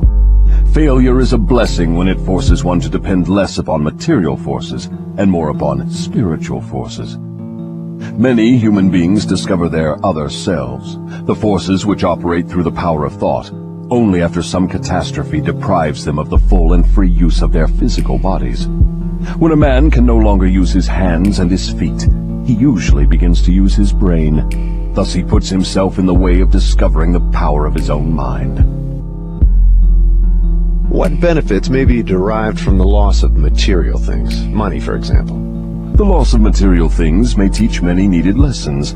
None greater, however, than the truth that man has control over nothing and has no assurance of the permanent use of anything except his own power of thought. I wonder if this is not the greatest benefit available through adversity. No. The greatest potential benefit of any circumstance which causes one to make a fresh start is that it provides an opportunity to break the grip of hypnotic rhythm and set up a new set of thought habits. New habits offer the only way out for people who fail. Most people who escape from the negative to the positive operation of the law of hypnotic rhythm do so only because of some form of adversity which forces them to change their thought habits. Isn't adversity apt to break one's self-reliance and cause one to give up hope? It has that effect on those whose willpower is weak through long-established habits of drifting. It has the opposite effect on those who have not been weakened through drifting. The non-drifter meets with temporary defeat and failure, but his reaction to all forms of adversity is positive. He fights instead of giving up, and usually wins. Life gives no one immunity against adversity, but life gives to everyone the power of positive thought, which is sufficient to master all circumstances of adversity and convert them into benefits. The individual is left with the privilege of using or neglecting to use his prerogative right to think his way through all adversities. Every individual is forced either to use his thought power for the attainment of definite positive ends, or by neglect or design, use this power for the attainment of negative ends. There can be no compromise, no refusal to use the mind. The law of hypnotic rhythm forces every individual to give some degree of use, either negative or positive, to his mind. But it does not influence the individual as to which use he will make of his mind. Am I to understand from what you say that every adversity is a blessing? No, I did not say that. I said there is the seed of an equivalent advantage in every adversity. I did not say there was the full-blown flower of advantage, just the seed. Usually the seed consists of some form of knowledge, some idea or plan, or some opportunity which would not have been available except through the change of thought habits forced by the adversity. Are those all the benefits available to human beings through failure? No. Failure is used by nature as a common language in which she chastises people when they neglect to adapt themselves to her laws. For example, the World War was man-made and destructive. Nature planted in the circumstances of the war the seed of an equivalent reprimand in the form of a world depression. The depression was inevitable and inescapable. It followed the war as naturally as day follows night, and by the operation of the selfsame law, the law of hypnotic rhythm. Am I to understand that the law of hypnotic rhythm is the same as that which Ralph Waldo Emerson called the law of compensation? The law of hypnotic rhythm is the law of compensation. It is the power with which nature balances negative and positive forces throughout the universes, in all forms of energy, in all forms of matter, and in all human relationships. Does the law of hypnotic rhythm operate quickly in all instances? For example, does this law immediately bless one with the benefits of positive application of thoughts, or curse one immediately with the results of negative thoughts? The law operates definitely, but not always swiftly. Both the benefits and the penalties incurred through the law by individuals may be harvested by others, either before or after their death. Observe how this law works by forcing upon one generation of people the effects of both the sins and the virtues of preceding generations. In the operation of all of nature's laws, the fourth dimension, time, is an inexorable factor. The length of time consumed by nature in the relation of effects to their causes depends in every instance on the circumstances at hand. Nature grows a pumpkin in 3 months. A good-sized oak tree requires 100 years. She converts a hen's egg into a chicken in 4 weeks, but she requires 9 months to convert the egg of a human being into an individual. I now have a better understanding of the potentialities of adversity and failure. You may go ahead now with your description of the next of the 7 principles. What is your next principle? The next principle is environmental influence. Go ahead and describe the working principle of environmental influences as a determining factor in human destinies. Environment consists of all the mental, spiritual, and physical forces which affect and influence human beings. What connection, if any, is there between environmental influences and hypnotic rhythm? Hypnotic rhythm solidifies and makes permanent the thought habits of human beings. Thought habits are stimulated by environmental influences. In other words, the material on which thoughts are fed comes from one's environment. Thought habits are made permanent by hypnotic rhythm. What is the most important part of one's environment, the part which determines, more than all others, whether an individual makes positive or negative use of his mind? The most important part of one's environment is that created by his association with others. All people absorb and take over, either consciously or unconsciously, the thought habits of those with whom they associate closely. Do you mean by this that constant association with a person whose thought habits are negative influences one to form negative thought habits? Yes. The law of hypnotic rhythm forces every human being to form thought habits which harmonize with the dominating influences of his environment, particularly that part of his environment created by his association with other minds. Then it is important that one select one's close associates with great care. Yes. One's intimate associates should be chosen with as much care as one chooses the food with which he feeds his body, with the object always of associating with people whose dominating thoughts are positive, friendly, and harmonious. Which class of associates has the greatest influence upon one? One's partner in marriage and in the home, and one's associates in his occupation. After that come close friends and acquaintances.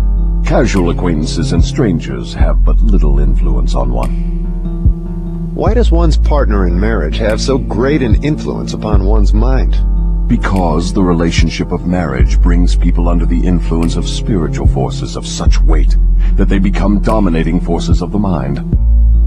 How may environmental influences be used to break the grip of hypnotic rhythm? All influences which establish thought habits are given permanency through the law of hypnotic rhythm.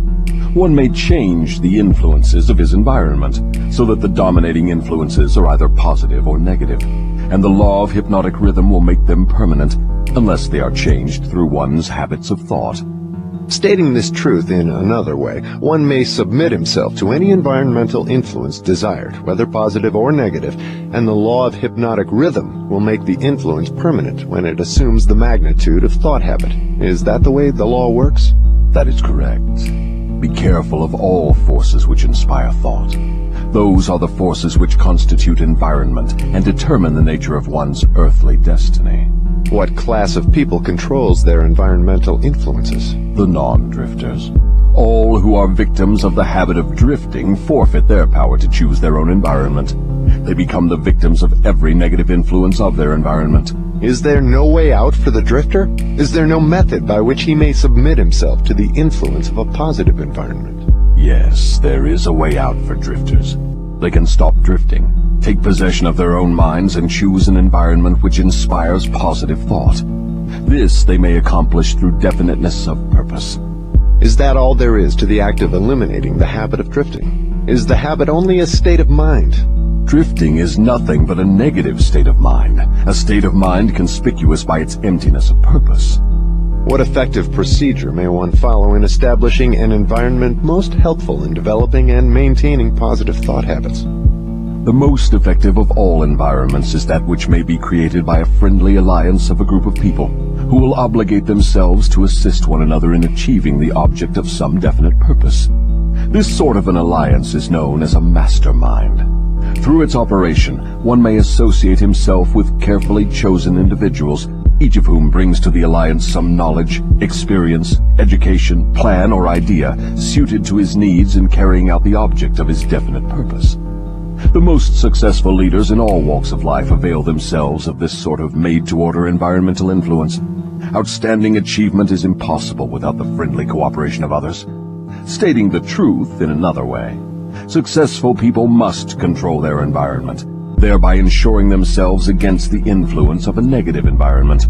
What of people whose duty to relatives makes it impossible for them to avoid the influence of a negative environment? No human being owes another any degree of duty which robs him of his privilege of building his thought habits in a positive environment.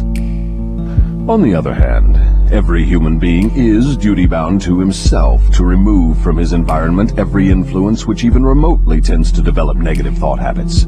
Isn't this a cold-blooded philosophy? Only the strong survive. No one can be strong without removing himself from all influences which develop negative thought habits. Negative thought habits result in the loss of the privilege of self-determination, no matter what or who may cause those habits. Positive thought habits may be controlled by the individual and made to serve his aims and purposes. Negative thought habits control the individual and deprive him of the privilege of self-determination. I deduce from all you have said that those who control the environmental influences out of which their thought habits are built are masters of their earthly destinies, and that all others are mastered by earthly destinies. Is that stating the matter correctly? Perfectly stated. What establishes one's thought habits? All habits are established because of inherent or acquired desires, or motives. That is, habits are begun as the result of some form of definite desire. What takes place in the physical brain while one is forming thought habits? Desires are organized impulses of energy, called thoughts. Desires that are mixed with emotional feeling magnetize the brain cells in which they are stored and prepare those cells to be taken over and directed by the law of hypnotic rhythm. When any thought appears in the brain or is created there, and is mixed with keen emotional feeling of desire, the law of hypnotic rhythm begins at once to translate it into its physical counterpart. Dominating thoughts, which are acted upon first by the law of hypnotic rhythm, are those with which are mixed the strongest desires and the most intense feelings.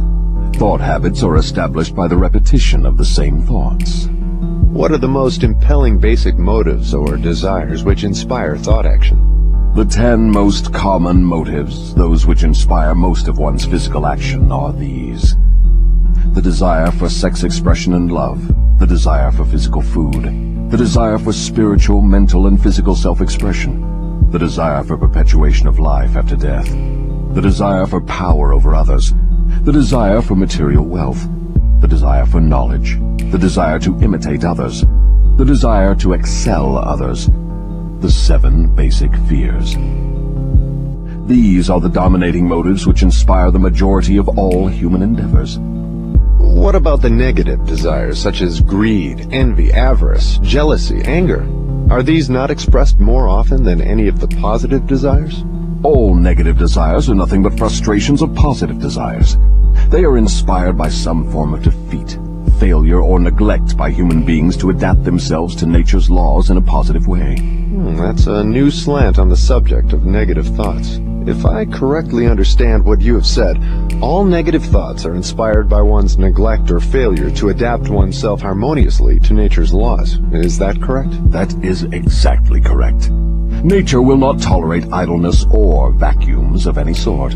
All space must be and is filled with something. Everything in existence, of both a physical and a spiritual nature, must be and is constantly in motion. The human brain is no exception. It was created to receive, organize, specialize, and express the power of thought. When the individual does not use the brain for the expression of positive, creative thoughts, nature fills the vacuum by forcing the brain to act upon negative thoughts. There can be no idleness in the brain. Understand this principle, and you will come into a new and important understanding of the part environmental influences take in the lives of human beings. You will better understand also how the law of hypnotic rhythm operates, it being the law which keeps everything and everyone constantly moving through some form of expression of either negative or positive principles. Nature is not interested in morals as such. She is not interested in right and wrong. She is not interested in justice and injustice. She is interested only in forcing everything to express action according to its nature. That is an enlightening interpretation of nature's ways. To whom may I turn for corroboration of your claims? To men of science, to the philosophers, to all accurate thinkers. Lastly, to the physical manifestations of nature herself. Nature has no such thing as dead matter. Every atom of matter is constantly in a state of motion. All energy is constantly in motion. There are no dead voids anywhere. Time and space are literally manifestations of motion of such swiftness that it cannot be measured by human beings. Alas, one is forced to the conclusion from what you say that the sources of dependable knowledge are shockingly limited. The developed sources of knowledge are limited. Every normal adult human brain is a potential gateway to all the knowledge there is throughout the universes. Every normal adult brain has within its mechanism the possibility of direct communication with infinite intelligence, wherein exists all the knowledge that is or can ever be. Your statement leads me to believe that human beings may become all they have attributed to what they call God. Is that what you mean? Through the law of evolution, the human brain is being perfected to communicate at will with infinite intelligence. The perfection will come through organized development of the brain, through its adaptation to nature's laws. Time is the factor which will bring perfection. What causes cycles of recurring events such as epidemics of disease, business depressions, wars, and crime waves? All such epidemics in which great numbers of people are similarly affected are caused by the law of hypnotic rhythm, through which nature consolidates thoughts of a similar nature and causes those thoughts to be expressed through mass action. Then the Great Depression was put into motion because great numbers of people were influenced to release thoughts of fear. Is that correct? Perfectly. Millions of people were endeavoring to get something for nothing through stock gambling. When they suddenly discovered they had gotten nothing for something, they became frightened, rushed to their banks to draw out their balances, and the panic was on. Through mass thought of millions of minds, all thinking in terms of fear of poverty, the depression was prolonged over a period of years. From what you say, I deduce that nature consolidates the dominating thoughts of people and expresses these thoughts through some form of mass action, such as business depressions, business booms, and so on. Is that correct? You have the right idea. Let us now take up the next of the 7 principles. Go ahead and describe it.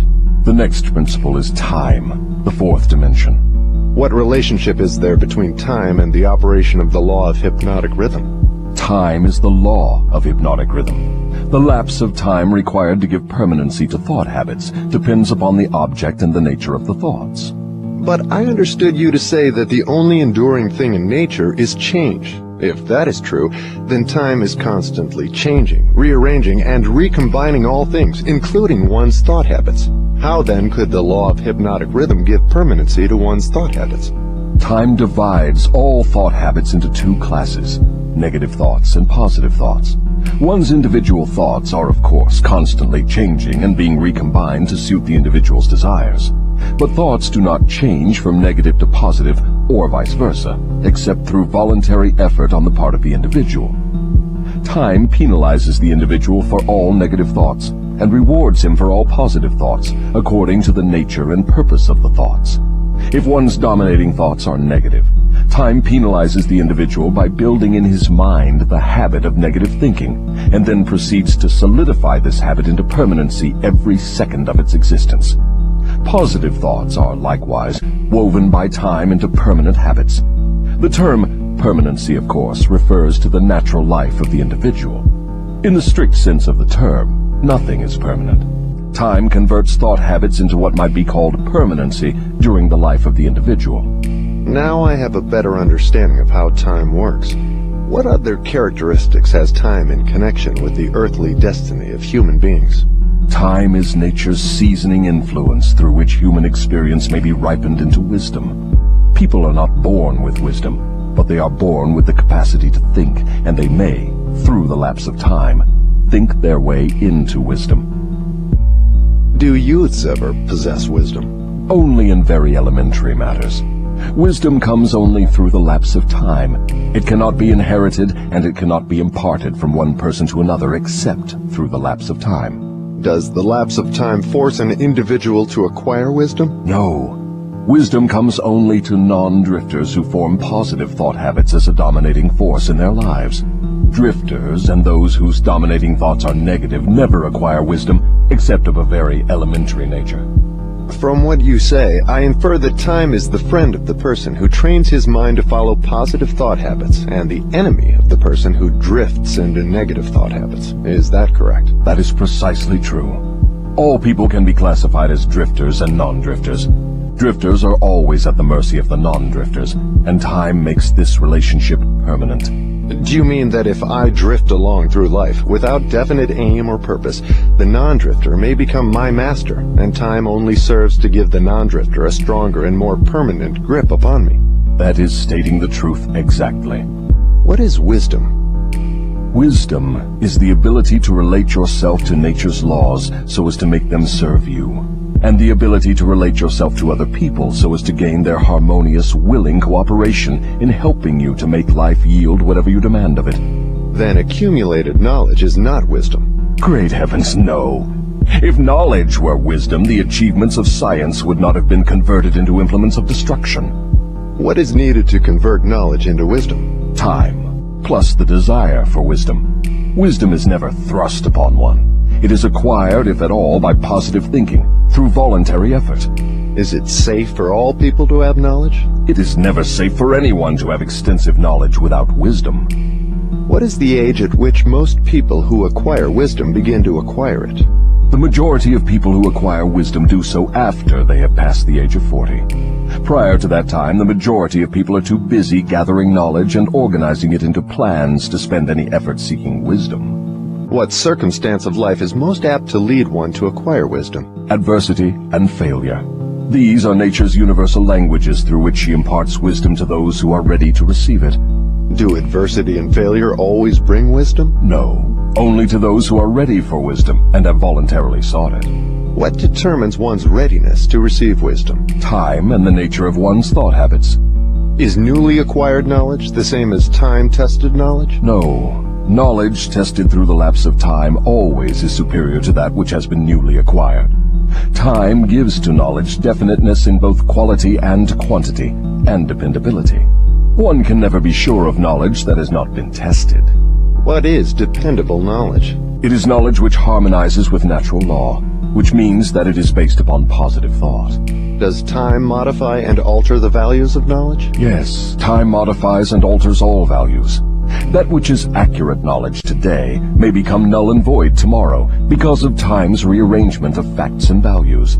Time modifies all human relationships for better or for worse, depending upon the policy through which people relate themselves to one another. In the realm of thought, there is a time when it is proper to sow the seeds of thought, and there is a proper time to reap the harvest of those thoughts, the same as there is a time to sow and a time to reap from the soil of the earth. Without the proper measurement of time between the sowing and the reaping, nature modifies or withholds the rewards of the sowing. Go ahead now and describe the last two of the 7 principles. The next principle is harmony. Throughout nature, one may find evidences that all natural law moves in an orderly manner, through the law of harmony. Through the operation of this law, nature forces everything within the range of a given environment to become harmoniously related. Understand this truth, and you will catch a new and a more intriguing vision of the power of environment. You will understand why association with negative minds is fatal to those seeking self-determination. Do you mean that nature voluntarily forces human beings to harmonize with the influences of their environment? Yes, that is true. The law of hypnotic rhythm forces upon every living thing the dominating influences of the environment in which it exists. If nature forces human beings to take on the nature of the environment in which they live, what means of escape are available to people who find themselves in an environment of poverty and failure, but desire to escape? They must change their environment or remain poverty-stricken. Nature permits no one to escape the influences of his environment. However, nature, in her abundance of wisdom, has given to every normal human being the privilege of establishing his own mental, spiritual, and physical environment. But once he establishes it, he must become a part of it. This is the inexorable working of the law of harmony. In a business association, for example, who establishes the dominating influence that determines the rhythm of the environment? The individual or individuals who think and act with definiteness of purpose. Is it as simple as that? Yes. Definiteness of purpose is the starting point from which an individual may establish his own environment. I do not seem to follow your reasoning. The entire world is torn with warfare and business depressions and other forms of strife which represent about everything except harmony.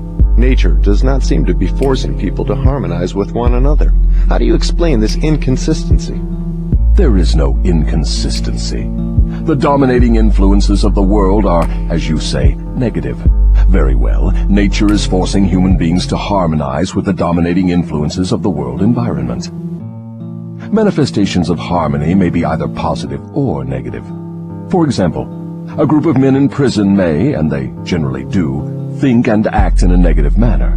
But nature sees to it that the dominating influence of the prison is impressed upon every individual in it. A group of poverty-stricken people in a tenement house may fight among themselves and apparently resist all forms of harmony. But nature forces each of them to become a part of the dominating influence of the house in which they live. Harmony, in the sense it is here used, means that nature relates everything throughout the universe as to every other thing of a similar nature. Negative influences are forced into association with one another, no matter where they may be. Positive influences are just as definitely forced into association with one another. I'm beginning to see why successful business leaders are so careful in the choice of their business associates. Men who succeed in any calling usually establish their own environment by surrounding themselves with people who think and act in terms of success. Is that the idea? That is the idea exactly. Observe, with profit, that the one thing all successful men insist upon is harmony among their business associates. Another trait of successful people is that they move with definiteness of purpose and insist upon their associates doing the same. Understand these two truths, and you understand the major difference between a Henry Ford and a day laborer. Now, tell me about the last of the 7 principles. The last principle is caution. Next to the habit of drifting, the most dangerous human trait is the lack of caution. People drift into all sorts of hazardous circumstances because they do not exercise caution by planning the moves they make. The drifter always moves without exercising caution. He acts first and thinks later, if at all. He does not choose his friends. He drifts along and allows people to attach themselves to him on their own terms. He does not choose an occupation. He drifts through school and is glad to get the first job that will give him food and clothing. He invites people to cheat him at trade by neglecting to inform himself of the rules of trade. He invites illness by neglecting to inform himself of the rules of sound health. He invites poverty by neglecting to protect himself against the environmental influences of the poverty-stricken. He invites failure at every step he takes by neglecting to exercise the caution to observe what causes people to fail. He invites fear in all its forms by his lack of caution in examining the causes of fear. He fails in marriage because he neglects to use caution in his choice of a mate, and he uses still less caution in his methods of relating himself to her after marriage. He loses his friends or converts them into enemies by his lack of caution in relating himself to them on the proper basis. Are all people lacking in caution? No, only those who have acquired the habit of drifting. The non-drifter always uses caution. He carefully thinks his plans through before he begins them. He makes allowances for the human frailties of his associates and plans ahead to bridge them. If he sends a messenger on an important mission, he sends someone else to make sure the messenger does not neglect his mission. Then he checks on both of them to be sure his wishes have been fulfilled. He takes nothing for granted where caution provides a way to ensure his success. Isn't over-caution as detrimental as lack of caution? There is no such thing as over-caution. What you call over-caution is an expression of fear. Fear and caution are two entirely different things. Don't people mistake fear for over-caution? Yes, that does sometimes happen. But the majority of people create for themselves far more disastrous hazards by total lack of the habit of caution than by over-caution. In what way may caution be used most advantageously? In the selection of one's associates, and in one's method of relating oneself to associates. The reason for this is obvious. One's associates constitute the most important part of one's environment, and environmental influences determine whether one forms the habit of drifting or becomes a non-drifter. The person who exercises due caution in the choice of associates never allows himself to be closely associated with any person who does not bring to him, through the association, some definite mental, spiritual, or economic benefit. Isn't that method of choosing associates selfish? It is sensible and leads to self-determination. It is the desire of every normal person to find material success and happiness. Nothing contributes more to one's success and happiness than carefully chosen associates. Caution in the selection of associates becomes, therefore, the duty of every person who wishes to become happy and successful. The drifter allows his closest associates to attach themselves to him on their own terms. The non-drifter carefully selects his associates and allows no one to become closely associated with him unless that person contributes some form of helpful influence or bestows some definite benefit. It never occurred to me that caution in the selection of friends had so definite a bearing on one's success or failure. Do all successful people exercise caution in the selection of all their associates, whether in business, social, or professional relationships? Without the exercise of caution in the choice of all associates, no one may be certain of success in any calling. On the other hand, lack of exercise of caution brings almost certain defeat in whatever one undertakes. Summary. 3 things connected with my interview with the devil interest me most. These 3 factors interest me because they have been the most important influences in my own life, a fact which any listener of my story can easily discern. The 3 important factors are the habit of drifting, the law of hypnotic rhythm through which all habits are made permanent, and the element of time. Here is a trio of forces which hold inviolate the destinies of all men. The 3 take on a new and more important meaning when they are grouped and studied as a combined force. It takes but little imagination and scarcely any understanding of natural laws for one to see that most of the difficulties in which people find themselves are of their own making. Moreover, difficulties seldom are the outgrowth of immediate circumstances. They are generally the climax of a series of circumstances which have been consolidated through the habit of drifting and with the aid of time. Samuel Insull did not lose his $4 billion industrial empire as the result of the Depression. He began losing it long before the Depression, when he became the victim of a group of women who flattered him into turning his talents from public utilities to grand opera. If ever a man in a high position in the financial world went down because of the power of drifting, hypnotic rhythm, and time, that man was Samuel Insull. I am writing from accurate knowledge of Mr. Insull and the cause of his troubles dating from the time that I served with him during the World War to the time of his ill-advised attempt to run away from himself. Henry Ford went through the same depression that swept Mr. Insull under, but Ford came out on top without a scratch. Do you want to know the reason? I'll tell you. Ford has the habit of not drifting on any subject. Time is Ford's friend, because he has formed the habit of using it in a positive, constructive manner, with the aid of thoughts of his own making, woven into plans of his own creation.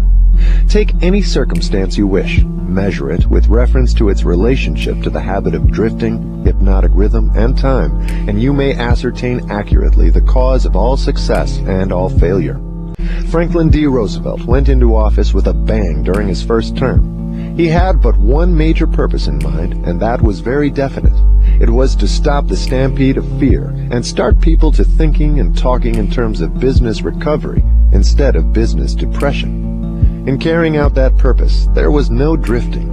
The forces of the entire nation were consolidated and moved as one to help carry out the president's definite purpose. For the first time in the history of America, the newspapers of all political leanings, the churches of all denominations, the people of all races and colors, and the political organizations of all brands united themselves into one stupendous power for the sole purpose of helping the president restore faith and normal business relationships in the country. In a conference held between the president and a group of emergency advisors a few days after he went into office, I asked him what was his major problem. He replied, "It is not a question of majors and minors. We have but one problem, and that is to stop fear and supplant it with faith."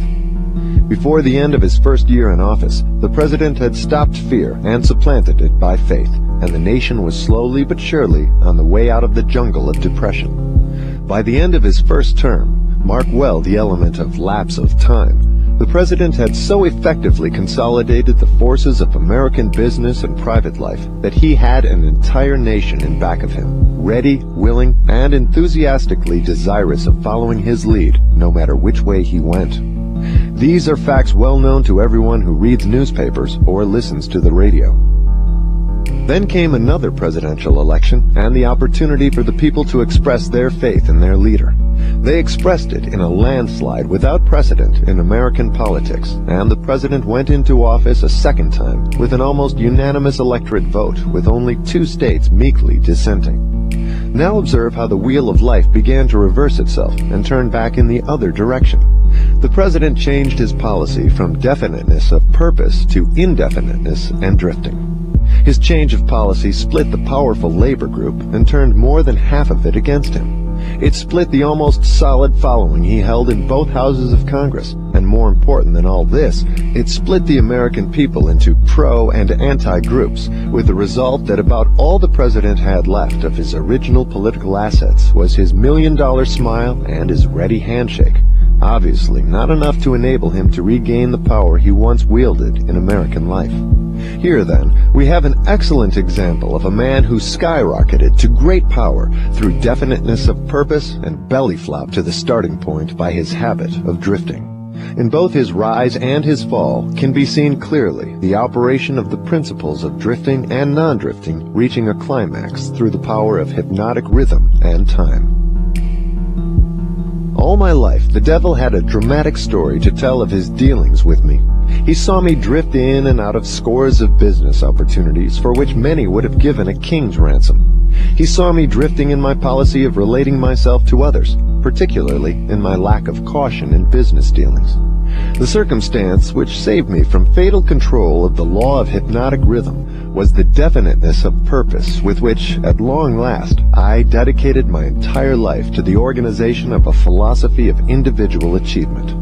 I drifted at one time or another on all my minor whims and endeavors, but my drifting was offset by my major purpose, which was sufficient to restore my courage and start me once more in the quest of knowledge every time I was defeated in connection with my minor aims.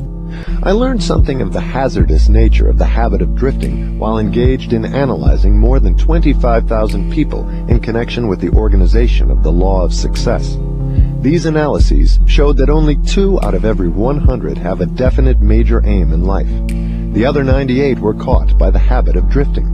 It seems more than a coincidence that my analyses clearly corroborated the devil's claim that he controls 98 out of every 100 people because of their habit of drifting. Looking back over my own career, I can see clearly that I could have avoided the majority of the temporary defeats with which I met if I had been definitely following a plan for the attainment of my major purpose in life.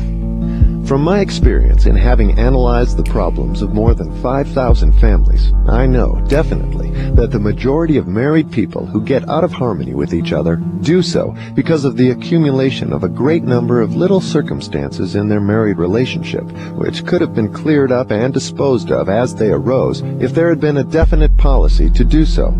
They do not live their married life with definiteness of purpose. So the story has gone, all back down the ages. The man with the most definite plan and purpose and the most power rides on to victory.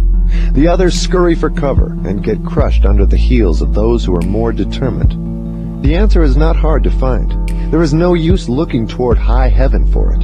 For my part, I would prefer to seek the answer from the devil, for he would tell me quickly enough that victory goes to the people who know what they want and are determined to have it. They have mastered the habit of drifting. They have definite policies, definite plans, and definite objectives.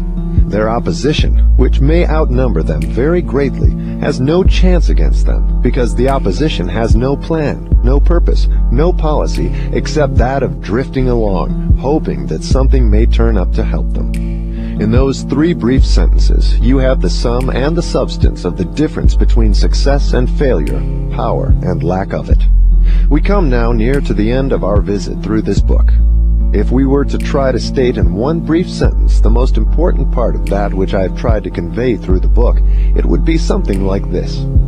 One's dominating desires can be crystallized into their physical equivalents through definiteness of purpose backed by definiteness of plans with the aid of nature's law of hypnotic rhythm and time.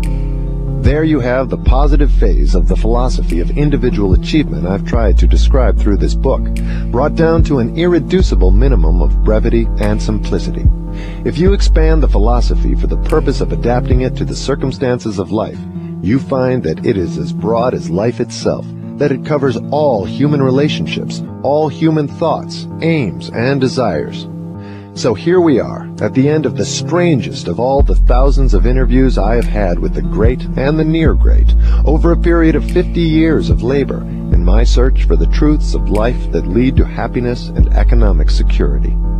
How strange indeed that after having had active cooperation from men such as Carnegie, Edison, and Ford, I should have been compelled, finally, to go to the devil for a working knowledge of the greatest of all the principles uncovered in my quest for truth.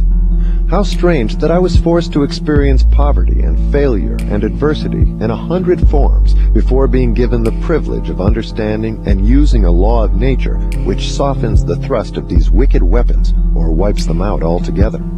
But the strangest of all this dramatic experience which life has provided me is the simplicity of the law through which, if I had understood it, I could have transmuted my desires into substantial form without having to undergo so many years of hardship and misery. I find now, at the end of my interview with the devil, that I had been carrying in my own pockets the matches with which the fires of adversity were being touched off. And I find, too, that the water with which those fires were finally extinguished was at my command in great abundance. I searched for the philosopher's lodestone with which failure may be converted into success, only to learn that both success and failure are the results of day-to-day evolutionary forces through which dominating thoughts are pieced together bit by bit and woven into the things we want or the things we do not want, according to the nature of those thoughts. How unfortunate that I did not understand this truth from the time that I reached the age of reason, for if I had understood it then, I might have been able to go around some of the hurdles I've been forced to jump as I walked through the valley of the shadow of life. The story of my interview with the devil is now in your hands. The benefits you will receive from it will be in exact proportion to the thought it inspires in you. To benefit from listening to the interview, you need not agree with every portion of it. You have only to think and to reach your own conclusions concerning every part of it. How reasonable that is. You are the judge and the jury and the attorney for both the prosecution and the defense. If you do not win your case, the loss and the cause thereof will be yours.